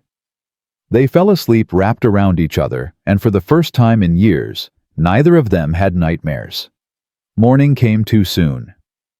Tommy woke to sunlight streaming through the window and Eleanor's arm heavy across his waist. He turned his head to find her watching him. "How long have you been awake?" he asked. "A while." Eleanor's voice was soft. "I kept thinking I should get up, start work. But I couldn't make myself move." "Why not?" "Because then this moment ends." She touched his face. "And I wanted it to last a little longer." Tommy kissed her palm. "We have lots of moments ahead of us." "Do we?" Eleanor's eyes searched his. "What happens when people find out about us? When the whole town knows that the giant widow is sleeping with the boy she bought?" "I'm not a boy. I'm 21. You look 18. Eleanor sat up, pulling away. "And people will say terrible things about both of us. Are you ready for that?" Tommy sat up too, reaching for her hand. "I've been called terrible things my whole life. I'm small, I'm weak, I'm worthless. One more set of names won't break me." He squeezed her hand. "And anyone who says anything about you will have to go through me first." Eleanor laughed, but it was watery. "You're half my size. What are you going to do?" "Whatever I have to."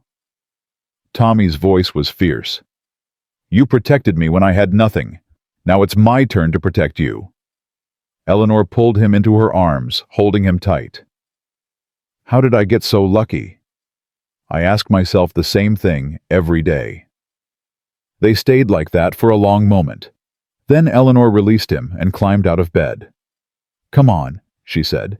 "We've got candlesticks to finish and a ranch to save." They fell back into their work routine, but everything felt different now. Better. Tommy would bring Eleanor water in the forge, and she'd kiss him before drinking. They'd pass each other in the house, and Eleanor's hand would brush his lower back. Small touches. Constant reminders that this was real. The candlesticks were finished 2 days before the deadline. Eleanor laid them out on the workbench, 12 perfect pieces, each one a small work of art. The client came to collect them and stood staring for a full minute. "My daughter will love these," he said, his voice thick. Thank you. He paid the remaining $75 in cash, bringing their total for the commission to $150. Combined with the other work they'd done, they had $420. Tommy counted it 3 times, hoping the number would change. It didn't. "We're still short," Eleanor said. She was leaning against the workbench, arms crossed. $380 short, with 3 weeks until the payment's due. Tommy's mind raced. $380. They'd need to work miracles.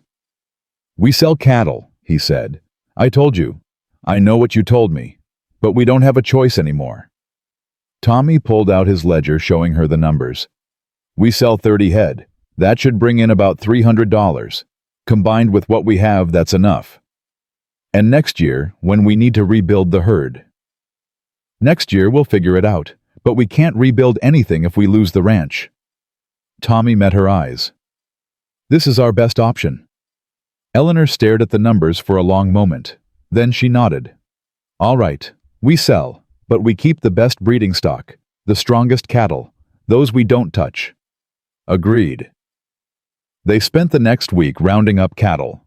It was brutal work riding out before dawn, searching the hills, driving the animals back to the ranch. Tommy's riding had improved over the months, but he still felt inadequate compared to Eleanor's natural skill. "You're doing fine," Eleanor said one afternoon. They were taking a break, their horses drinking from a creek. "Better than fine. You've got good instincts." "I nearly lost that steer this morning." "But you didn't lose it. That's what counts." Eleanor dismounted and stretched. "Come here." Tommy climbed down from his horse and walked over. Eleanor pulled him into her arms and he melted against her. "I'm proud of you," she said into his hair. "The way you've adapted, the way you've learned. Most men would have given up by now." "I'm not most men." "No." Eleanor kissed the top of his head. "You're not." They held each other for a moment, then got back to work. By the end of the week, they had 30 head ready for market. The cattle auction was on Saturday.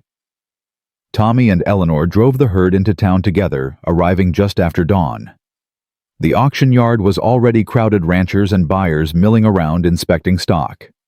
Tommy felt eyes on them immediately. On Eleanor's height, on him at her side. Heard the whispers start. "That's Eleanor Morrison, Caleb's widow." "Who's the boy?"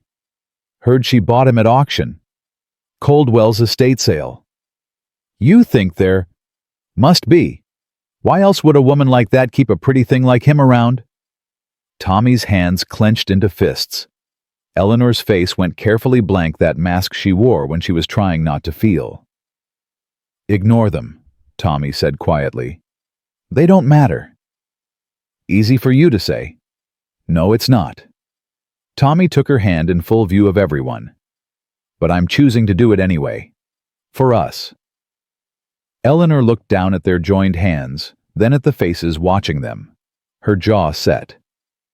"For us," she repeated, and didn't let go. They registered their cattle and waited for the auction to start.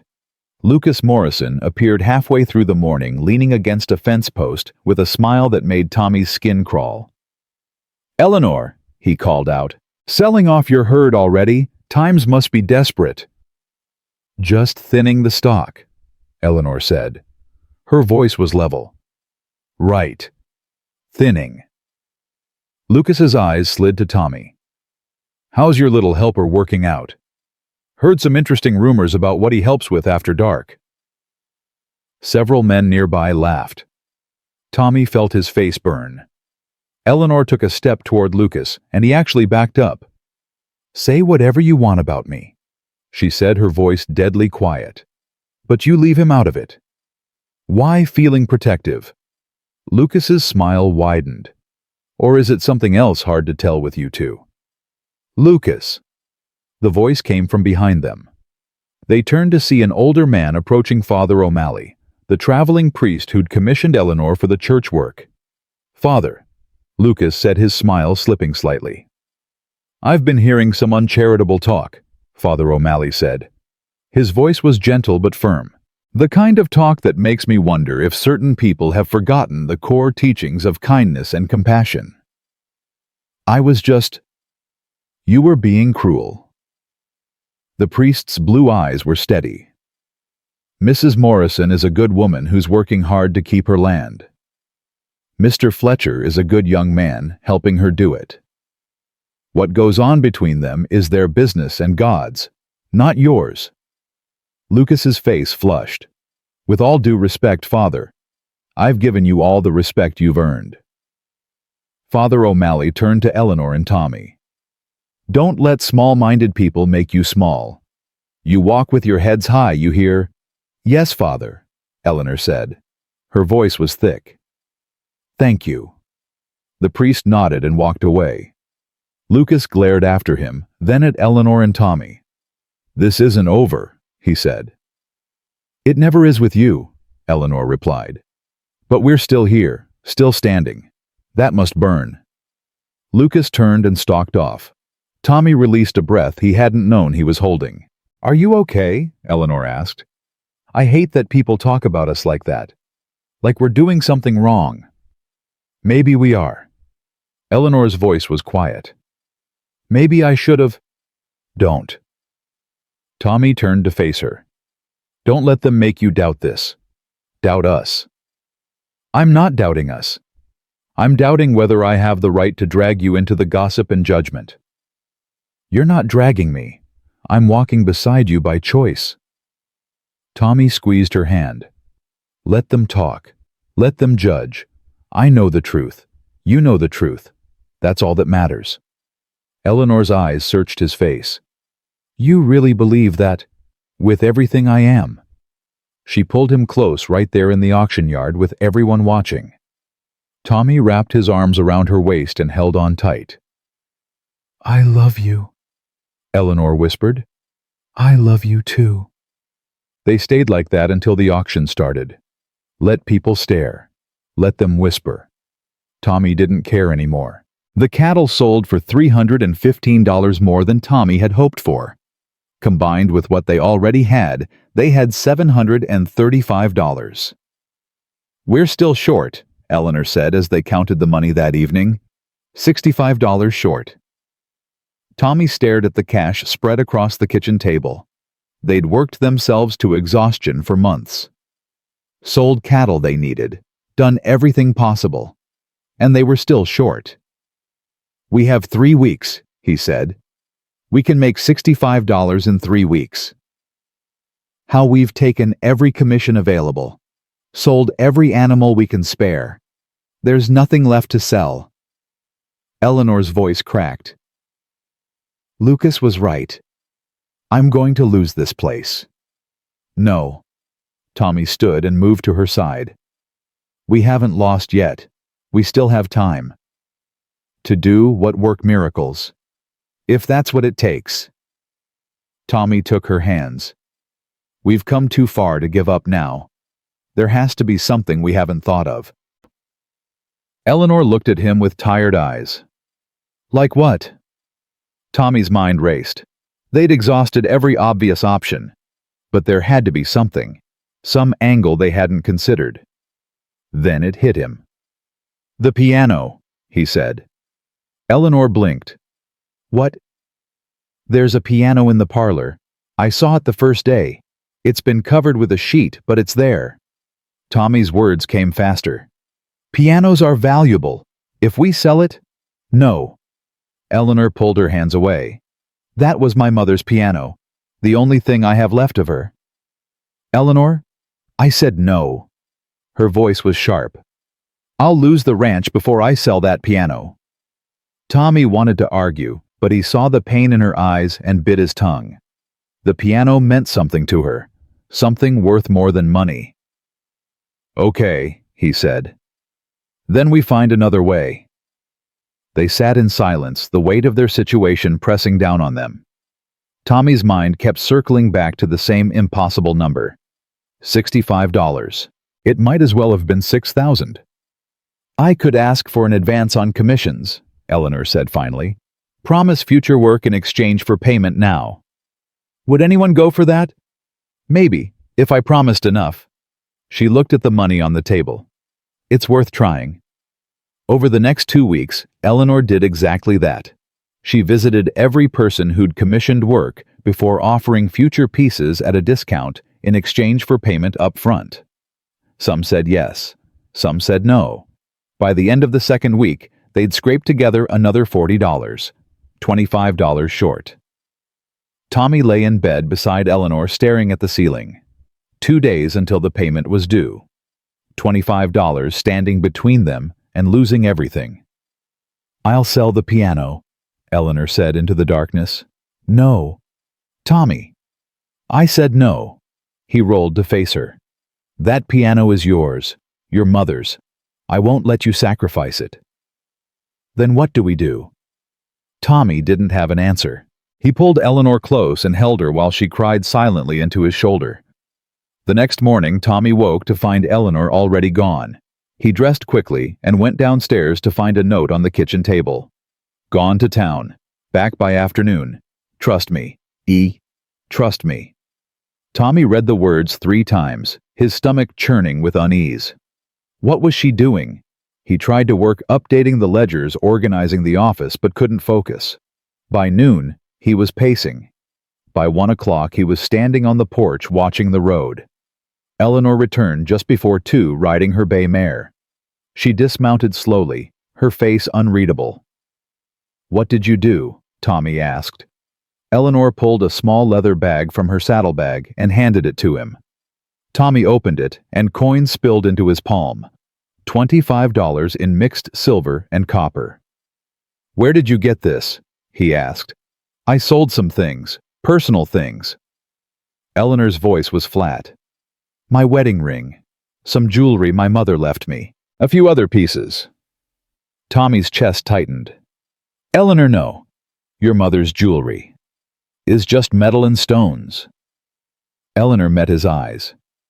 "The ranch is real. What we're building is real. The rest is just things." "But," "No buts." Eleanor took his hands. "We have the money now. We save the ranch. That's what matters." Tommy wanted to argue, wanted to tell her she shouldn't have sacrificed her mother's legacy. But looking at her face, tired, determined, fierce, he knew she'd made her choice. The same way he'd made his when he'd chosen to stay. "Okay," he said quietly. "We save the ranch." They counted the money one more time that evening. $800 exactly. It felt surreal holding their future in cash. The next morning they rode into town together. The bank was crowded, but the manager saw them immediately, probably eager to either collect his money or foreclose on the property. "Mrs. Morrison," he said, his tone neutral. "Do you have the payment?" "I do." Eleanor set the leather bag on his desk.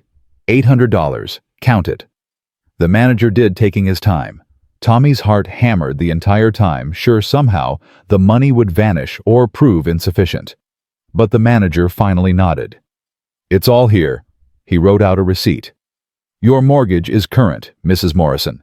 Congratulations." Eleanor took the receipt with shaking hands. Tommy wanted to shout, wanted to grab her and spin her around. They'd done it. Against all odds, they'd saved the ranch. Outside the bank, Eleanor stopped on the boardwalk. She looked at the receipt, then at Tommy. "We did it," she said, wonder in her voice. "We did it," Tommy repeated. Then Eleanor was laughing, bright, joyous, free, and pulling Tommy into her arms. She lifted him clear off the ground and spun him once, both of them laughing like children. When she set him down, Tommy grabbed her face and kissed her hard right there on the main street with everyone watching. Someone whistled. Someone else made a crude comment. Tommy didn't care. Eleanor Morrison had saved him, and he'd helped save her ranch, and they'd done it together. That was worth every cruel word. They rode home in high spirits, already planning the next steps. They'd need to rebuild the herd slowly, take on more commissions, maybe hire help come spring. But when they crested the hill overlooking the ranch, Eleanor pulled her horse to a stop. "Tommy." Her voice was strange. Tommy looked where she was pointing and felt his stomach drop. Lucas Morrison was standing in front of the house. And he wasn't alone. The sheriff was with him, along with 2 other men Tommy didn't recognize. They rode down slowly. Tommy's earlier joy had evaporated, replaced by cold dread. "Eleanor," Lucas said as they dismounted. His smile was predatory. "Good timing. We were just about to come looking for you. What do you want, Lucas?" "To deliver some news." Lucas gestured to the sheriff. "Go ahead. Tell her." The sheriff looked uncomfortable. "Mrs. Morrison, I've got a court order here. Judge ruled on the property dispute. Says the land should have passed to family, specifically to Mr. Lucas Morrison, as Caleb's next of kin.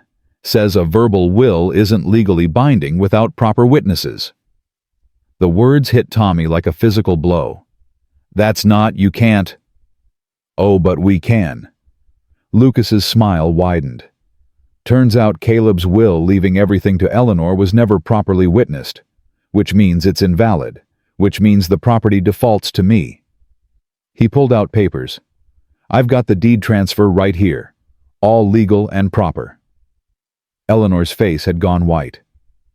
"No, that's not Caleb wanted me to have this place. He said—" "What he said doesn't matter. What's legal matters." Lucas stepped closer. "You've got 2 weeks to vacate the premises, Eleanor. After that, you're trespassing." 2 weeks? Tommy's voice cracked. "We just paid the mortgage. $800. And I appreciate you clearing the debt before I take possession." Lucas's eyes gleamed. "Makes things much simpler." Tommy looked at Eleanor. She was standing perfectly still, her face blank. That mask again. That terrible mask that meant she was breaking inside. "Eleanor," Tommy said quietly, "we'll fight this. How?" Her voice was hollow. "With what money? What lawyers?" She looked at Lucas. "You planned this, waited until after we made the payment so you'd get the ranch free and clear." "I'm just following the law," Lucas said. "Not my fault you didn't check the legalities before you started playing rancher." He turned to leave, then paused. "Oh, and Mr. Fletcher, your contract was part of the estate, which means you work for me now." Tommy's blood turned to ice. "What?" "Check the paperwork." Lucas tossed a document at Tommy's feet. 4 years left on your term. That obligation transfers with the property." His smile was vicious. "I told you I had different ideas about putting you to work. Looks like we'll have a chance to explore them." Then he was gone, taking the sheriff and his men with him. Tommy and Eleanor stood in the yard, the world crumbling around them. "We lost," Eleanor said. Her voice was barely audible. "After everything we lost." Tommy looked down at the paper at his feet. His contract. The thing Eleanor had torn up, except apparently there had been copies. Official copies that transferred with the estate. He was owned again, by the one man who'd made it clear exactly what he wanted from Tommy. "No," Tommy said. The word came out fierce. "We haven't lost yet." Eleanor looked at him with dead eyes. "Tommy, it's over." "It's not over until I say it's over." Tommy picked up the document and tore it in half. "I don't care what this paper says. I'm not Lucas's. I'm not anyone's." He moved to Eleanor and took her hands. "And you're not giving up this ranch without a fight." "What fight? We have no legal ground. No money for lawyers." "Then we make our own ground." Tommy's mind was racing. There had to be something, some angle they were missing, some way to... And then he saw it. The solution so simple he almost laughed. "Marry me," Tommy said. Eleanor blinked. "What?" "Marry me. Right now. Today." Tommy's words tumbled out. "If we're married, you can contest the ruling. Say that as Caleb's widow you had every right to believe the verbal will was valid. Say that your new husband and business partner has invested significantly in the property. Make it messy enough that Lucas has to fight us in court." "Tommy, we can't just..." "Why not? We love each other. We were going to end up here eventually anyway." Tommy squeezed her hands. "So we do it now instead of later. We stand together as husband and wife, and we fight for what's ours." Eleanor stared at him. "You want to marry me to save the ranch?" "No. I want to marry you because I love you. Saving the ranch is just a bonus. Tommy pulled her close. What do you say? Want to marry a scrawny former ranch hand and fight impossible odds together? Eleanor's eyes were bright with tears. You're insane. That's not an answer. Yes, Eleanor said, laughing through her tears. Yes, I'll marry you, you beautiful, stubborn, impossible man. Tommy grabbed her face and kissed her hard. When they broke apart, both were grinning. We need Father O'Malley, Tommy said.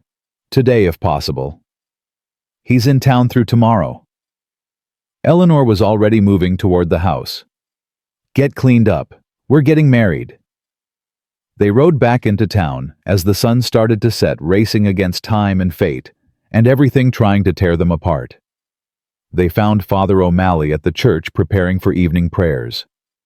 Father, Eleanor said breathlessly, we need you to marry us. Now, tonight. The priest looked between them, taking in their desperation. What's happened? They explained quickly the court order Lucas's claimed the time limit. Father O'Malley listened with a deepening frown. Marriage is sacred, he said when they finished. Not a legal maneuver. It's not just that, Tommy said. I love her. I want to spend my life with her. We were always heading here. This just moves up the timeline. Father O'Malley studied them both. You're sure, both of you? I've never been more sure of anything, Eleanor said. Neither have I, Tommy added. The priest nodded slowly. Then let's make this official. But we'll need witnesses. I'll witness. The voice came from behind them. They turned to see Maggie Chen, the laundress from town. She was smiling. Been watching you two for months. It's about time. I'll witness too. Sheriff Cooper stepped forward from where he'd been standing in the shadows. That business with Lucas didn't sit right with me. If getting married helps you fight it, I'm all for it. And just like that, they had everything they needed. The ceremony was simple. No flowers, no fancy clothes. Just Tommy and Eleanor standing before Father O'Malley, in an empty church, pledging their lives to each other, while Maggie and the sheriff looked on. When the priest said, "You may kiss your bride," Eleanor lifted Tommy clear off the ground and kissed him until they were both breathless. Maggie cheered. The sheriff clapped. Tommy Fletcher became Tommy Morrison. And Eleanor gained a weapon Lucas hadn't anticipated. A husband who would fight for her until his last breath. They filed the marriage certificate with the county clerk first thing the next morning. The woman behind the desk looked at them with undisguised curiosity, Eleanor towering over the counter. Tommy barely reaching her shoulder, but she processed the paperwork without comment. Congratulations, she said, handing them the official copy. Her tone suggested she thought they'd needed more than congratulations. Tommy folded the paper carefully and tucked it into his jacket. This piece of paper was their ammunition. Their proof that Eleanor Morrison wasn't alone anymore, that Copper Creek Ranch had a husband and wife fighting for it. Now what? Eleanor asked as they stepped out into the morning sunlight. Now we find a lawyer. Tommy took her hand. Someone who'll take our case. They tried 3 law offices. The first lawyer laughed them out of his building. The second said he couldn't help Lucas Morrison was a valued client. The third listened to their story, then shook his head. You don't have a case, he said bluntly. The will wasn't properly witnessed. Law's on Morrison's side. But we're married now, Tommy argued. That changes things. Eleanor believed in good faith that the property was hers. We've invested money and labor. Doesn't matter. The lawyer leaned back in his chair. Morrison has the legal right. You can fight it if you want, but it'll cost you more in legal fees than the ranch is worth, and you'll lose anyway. They left the third office in silence. Tommy's mind was racing, trying to find an angle, a loophole, anything they could use. It's over, Eleanor said. Her voice was flat. We should accept it. Start figuring out where we'll go. No. Tommy stopped walking, forcing Eleanor to stop too. I didn't marry you to give up. We find another way. There is no other way. 3 lawyers just told us, I don't care what they said. Tommy's voice rose. People on the street turned to stare.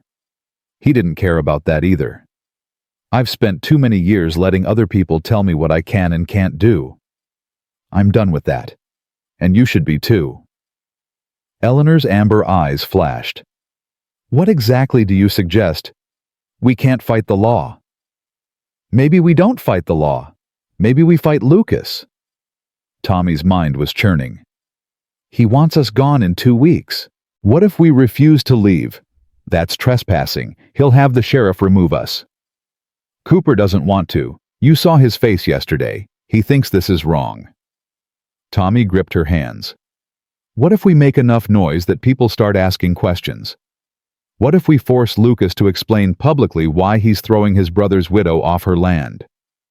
Public opinion won't change the law. No, but it might slow him down. Give us time to find something he's missed. Tommy pulled her closer. Eleanor, I know you're scared. I'm scared too. But I didn't survive Coldwell and fight my way here just to hand everything over to another bastard who thinks he owns people. Eleanor stared at him for a long moment. Then something shifted in her face. That mask cracked, fell away. Underneath was the woman Tommy loved, fierce, strong, done with being pushed around. All right, she said. We fight, but we're going to need help. They started with Father O'Malley. The priest listened to their plan, then nodded slowly. The church has some influence in this town, he said. I can talk to people, explain the situation. Lucas Morrison might have the law on his side, but that doesn't make what he's doing right. Next was Maggie Chen. The laundress had connections throughout town. She handled everyone's dirty laundry, literally and figuratively, and people talked to her. I'll spread the word, Maggie said, her eyes sharp. Let people know what Lucas is really doing, taking advantage of a widow using legal tricks to steal her land. Folks might not be able to change the law, but they can make their feelings known. Sheriff Cooper was harder to convince. I can't refuse to enforce a court order, he said. That's not how this works. We're not asking you to refuse, Tommy said carefully. We're asking you to take your time, make sure every detail is proper and legal before you act. Cooper studied them both. You're asking me to drag my feet. We're asking you to be thorough, Eleanor corrected, to make sure justice is really being served. The sheriff was quiet for a long moment. Then he sighed. I can give you 3 weeks instead of 2. After that, my hands are tied. It wasn't much, but it was something. Over the next week, word spread through town. The priest mentioned it in his sermon, not naming names, but talking about greed disguised as legality. Maggie talked to her customers, and they talked to their friends. Sheriff Cooper casually mentioned to anyone who asked that he thought the Morrison situation was a bit messy. Public opinion started to shift. Not dramatically, not enough to change anything legally.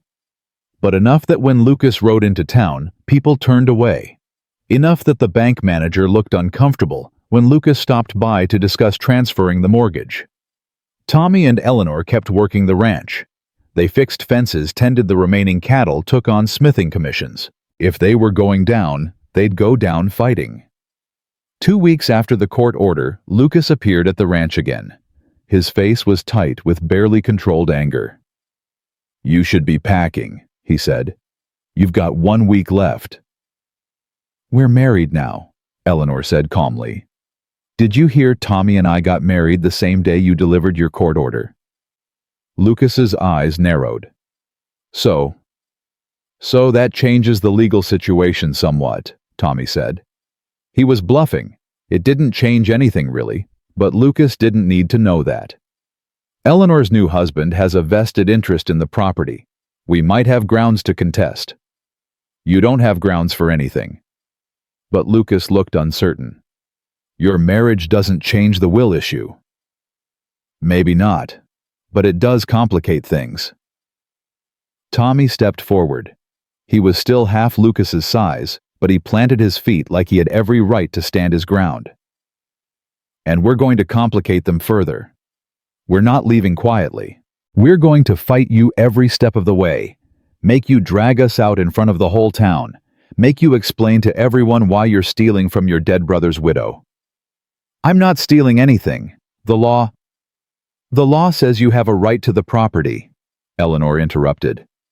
It doesn't say what you're doing is just, and people in this town know the difference. Lucas looked between them, his face darkening. You think public opinion matters. You think a few busybodies gossiping will stop me. No, Tommy said. But it might make you think twice about what you're willing to do to get what you want. I'm willing to do whatever it takes. Lucas stepped closer to Tommy. And let's not forget, you still belong to me. That contract is legally binding. You want to play games with property rights, fine. But come next week, you're mine, whether Eleanor keeps the ranch or not. Tommy's stomach turned, but he held his ground. I'm not yours. I'm not anyone's. We'll see what the law says about that. Lucas turned to leave, then paused. 1 week, Eleanor. Then the sheriff removes you, and your husband comes to work for me. He rode off, leaving them standing in the yard. Eleanor pulled Tommy close. We need a miracle, she whispered. Then we'll make one, Tommy said, though he had no idea how. That night, they lay in bed holding each other. Neither could sleep.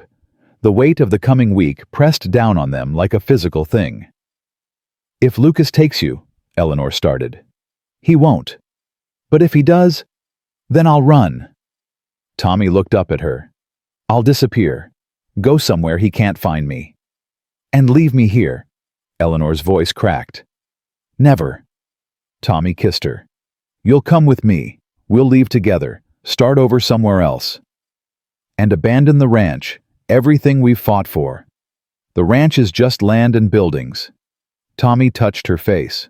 You're what I've been fighting for. If it comes down to choosing between the ranch and you, I choose you every time. Eleanor's eyes filled with tears. I choose you too. But God, I don't want to lose this place. I know. Tommy held her tighter. We've still got a week. Maybe something will happen. Maybe...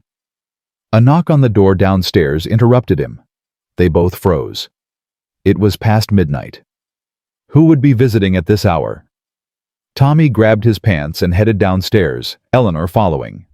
He opened the door to find a woman standing on the porch. She was young, maybe 19, with dark hair and familiar hazel eyes. Tommy, she asked uncertainly. Tommy's heart stopped. Lucia. His sister stepped into the lamplight and Tommy saw she was crying. I'm sorry. I'm so sorry. I didn't know where else to go. Tommy pulled her into his arms and Lucia broke down completely. Eleanor stood in the doorway watching with concern. What happened? Tommy asked when Lucia could breathe again. Marcus, my husband, he left me. Lucia's voice was ragged. Took all our money and disappeared. I've been traveling for 3 days to find you. I didn't know if you'd even want to see me after I never wrote back. Of course I want to see you. Tommy pulled back to look at her. You're my sister. You're family. Lucia's eyes went to Eleanor. Is she? This is Eleanor, my wife. The word still felt new on Tommy's tongue. Eleanor, this is Lucia, my sister. Eleanor moved forward slowly, mindful of her size. You're welcome here, she said gently. Any family of Tommy's is family of mine. They got Lucia settled in the spare bedroom with tea and bread. She ate like she hadn't seen food in days. Gradually, the story came out. Her husband had been a traveling preacher, or claimed to be. Turned out, he was a con man who'd been running schemes in every town they visited. When someone caught on, he'd taken everything and run, leaving Lucia to face the consequences alone. I'm so sorry, Lucia said again, looking at Tommy. I should have written, should have come sooner. But Marcus said family was a weakness, that we needed to rely only on each other. She laughed bitterly. Turns out I couldn't even rely on him. You can rely on us, Tommy said firmly. You're safe here. For how long? Lucia looked between them. Tommy, I heard talk in town about some legal trouble with the ranch. Tommy and Eleanor exchanged glances. Then Tommy explained everything: Coldwell, the auction, the ranch, Lucas's claim, their desperate attempts to fight back. Lucia listened with growing anger. That's not right. Caleb wanted Eleanor to have this place. I met him once. Marcus and I passed through here about 4 years ago. Caleb was clear about his intentions. Wait, Eleanor sat forward. You met Caleb when exactly? Summer of 1874. We stopped here for 2 days. Caleb had Marcus perform a blessing on the ranch. Lucia frowned, thinking. He talked about making sure his will was proper. Said he wanted Eleanor protected if anything happened to him. Did he mention witnesses? Tommy asked, his heart starting to race. Yes, he said he needed 2 witnesses for the will to be legal. He was planning to have Father O'Malley and, Lucia paused, and Marcus. He asked Marcus to witness the will. The room went silent. Did Marcus sign it? Eleanor's voice was barely audible. He must have. Caleb was very particular about getting everything right. Lucia looked between them.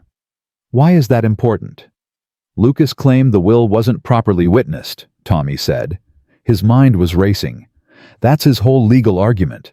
But if Marcus signed as a witness, then Lucas has been lying.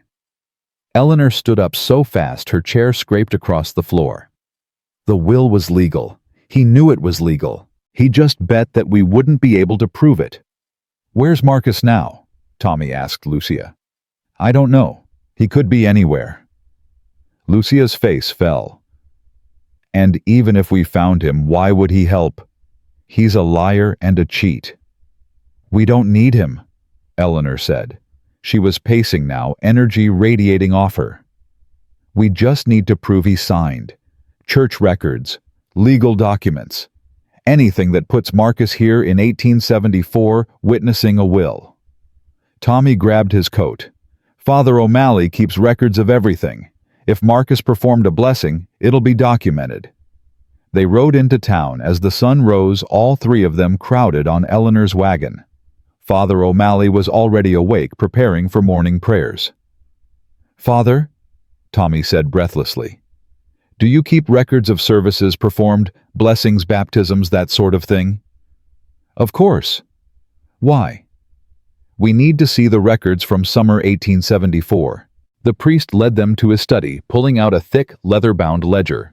He flipped through pages until he found the right date. Here, he said. June 18th, 1874. Blessing performed at Copper Creek Ranch by visiting Reverend Marcus Harding. He looked up. Is this what you needed? Did Caleb Morrison have his will witnessed that day? Eleanor asked. Father O'Malley thought for a moment. I believe he did. I remember because he asked me to witness as well. Said he wanted to make sure Eleanor was protected. The priest's eyes widened. You mean to tell me Lucas claimed there were no witnesses? He claimed the will wasn't properly executed, Tommy said. But if you and Marcus both signed, then Lucas committed fraud. Father O'Malley's voice was hard. I signed that will. I watched Marcus sign it, and I know for a fact that Caleb filed it with the county. They rode to the county clerk's office next. The same woman who'd processed their marriage certificate looked up as they burst in. We need to see the will filed by Caleb Morrison, Eleanor said. Date of filing would be June 1874. The clerk disappeared into the back room. They waited, tension crackling between them. Minutes felt like hours. Finally, she returned with a dusty file. Here it is, Caleb Morrison's last will and testament, filed June 21st, 1874. Eleanor opened the file with shaking hands. There it was, Caleb's will, leaving everything to Eleanor. And at the bottom, 2 signatures, Patrick O'Malley, Marcus Harding. He lied, Tommy said. His voice was shaking with rage. Lucas lied to the judge, said the will wasn't witnessed when it was documented right here. That's perjury, Father O'Malley said. and fraud.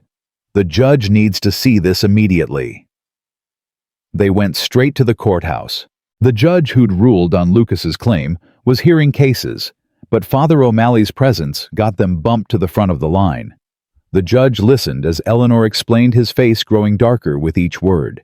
He examined the will, checked the signatures against the church records.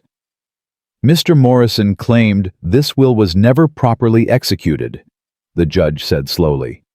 "Are you telling me he had access to these records and chose to misrepresent them?" "That's exactly what I'm telling you, Your Honor," Eleanor said. The judge's jaw clenched. "Bailiff, send for Lucas Morrison, immediately." Lucas arrived an hour later, confident and smiling. The smile died when he saw Eleanor, Tommy, Father O'Malley, and Lucia sitting in the courtroom. "Your Honor," he started, "I don't know what they've told you, but—" "Sit down, Mr. Morrison." The judge's voice was ice. He held up the will. "Is this your brother's will?" Lucas glanced at it. "Yes, but as I explained in my filing, it wasn't properly. It has 2 witness signatures, Father O'Malley and Reverend Marcus Harding." The judge leaned forward. "Both of whom are documented in church records as being present on the date in question. So either you were mistaken about the will not being witnessed, or you deliberately misrepresented the facts to this court." Lucas's face went white. There must be some mistake." "The only mistake was mine believing your filing without demanding to see the original will." The judge's voice was hard. "Mr. Morrison, I'm reversing my previous ruling. The will is valid. Copper Creek Ranch belongs to Mrs. Eleanor Morrison and her husband." He looked at Eleanor. "My apologies, ma'am. Justice has been delayed, but it won't be denied." Lucas shot to his feet. "You can't, this isn't—" "I can and I am.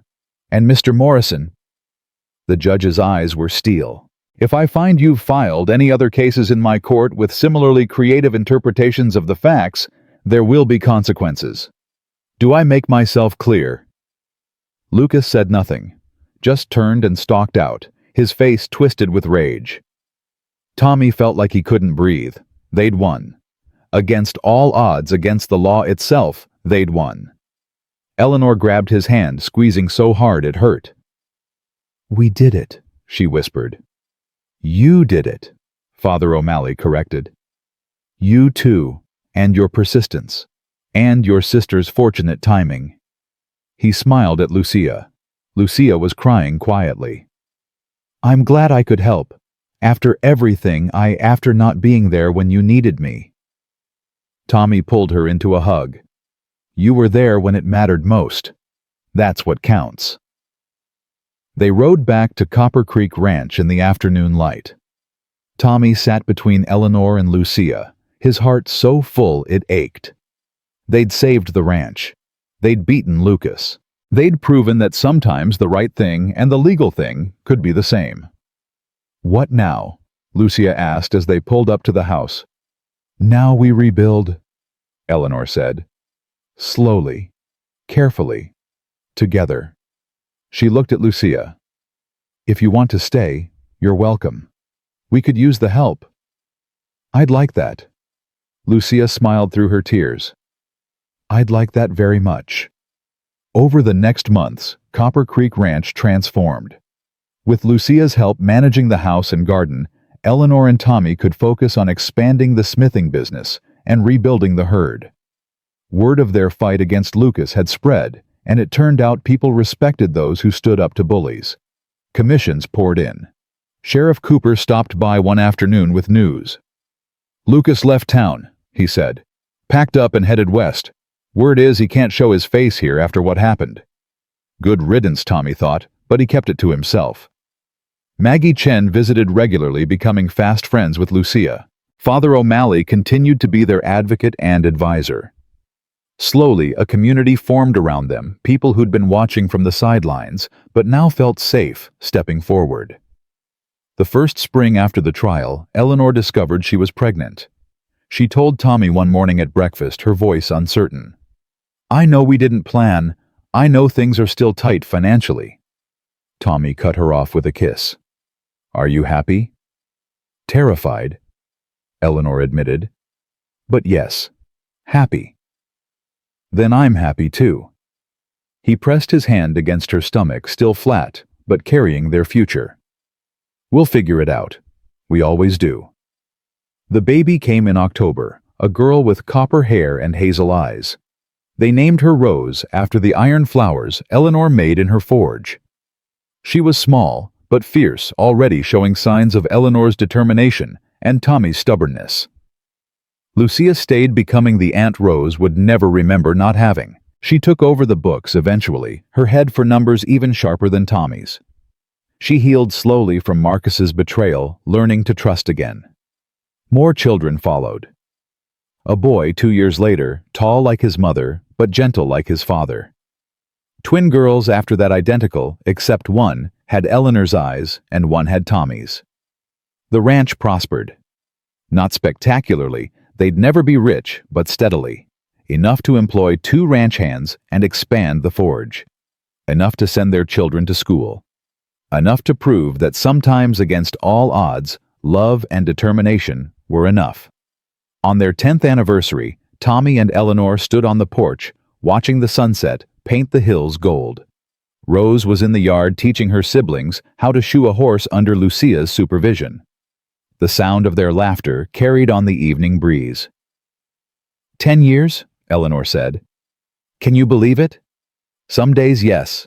Some days it feels like yesterday I was standing on that auction platform. Tommy leaned against her side. Other days it feels like I've been here forever. Any regrets? Tommy thought about it. Thought about the hard years, the fights, the struggles. Thought about his scarred wrists and the nightmares that still came sometimes. Thought about the gossip that never fully died, the people who still stared at them in town. Then he thought about Eleanor's laugh, about Rose's first steps, about Lucia finding her place, about building something real and lasting with his own hands. Not a single one, he said. You, Eleanor pulled him close. I regret not buying you sooner, she said, and Tommy could hear the smile in her voice. I'm glad you waited. Tommy looked up at her. If you'd bought me any earlier, I wouldn't have been ready for you. Wouldn't have been strong enough. You've always been strong. You just didn't know it yet. They stood there, as darkness fell. 2 people who'd found each other in the most unlikely way and built something beautiful from broken pieces. The ranch spread out around them, fences they'd mended, cattle they'd raised, a home they'd fought for. Tommy thought about that first day sometimes. About standing on the auction platform thinking his life was over. About seeing Eleanor and thinking she was just another owner, another person who'd use him up. He'd been wrong about so many things, but he'd been right about the most important one. Sometimes the thing that looks like an ending is really a beginning. Sometimes being bought is really being saved. Sometimes the person you think is going to break you is actually the one who makes you whole. Rose called out for them, and they headed inside together. Eleanor's hand in Tommy's, their children's voices filling their home, the forge cooling in the barn where tomorrow they'd start again. They'd been bought and sold, broken and mended, lost and found. But they were free now. Both of them. Free and together and home, and that was worth everything they'd fought for and more.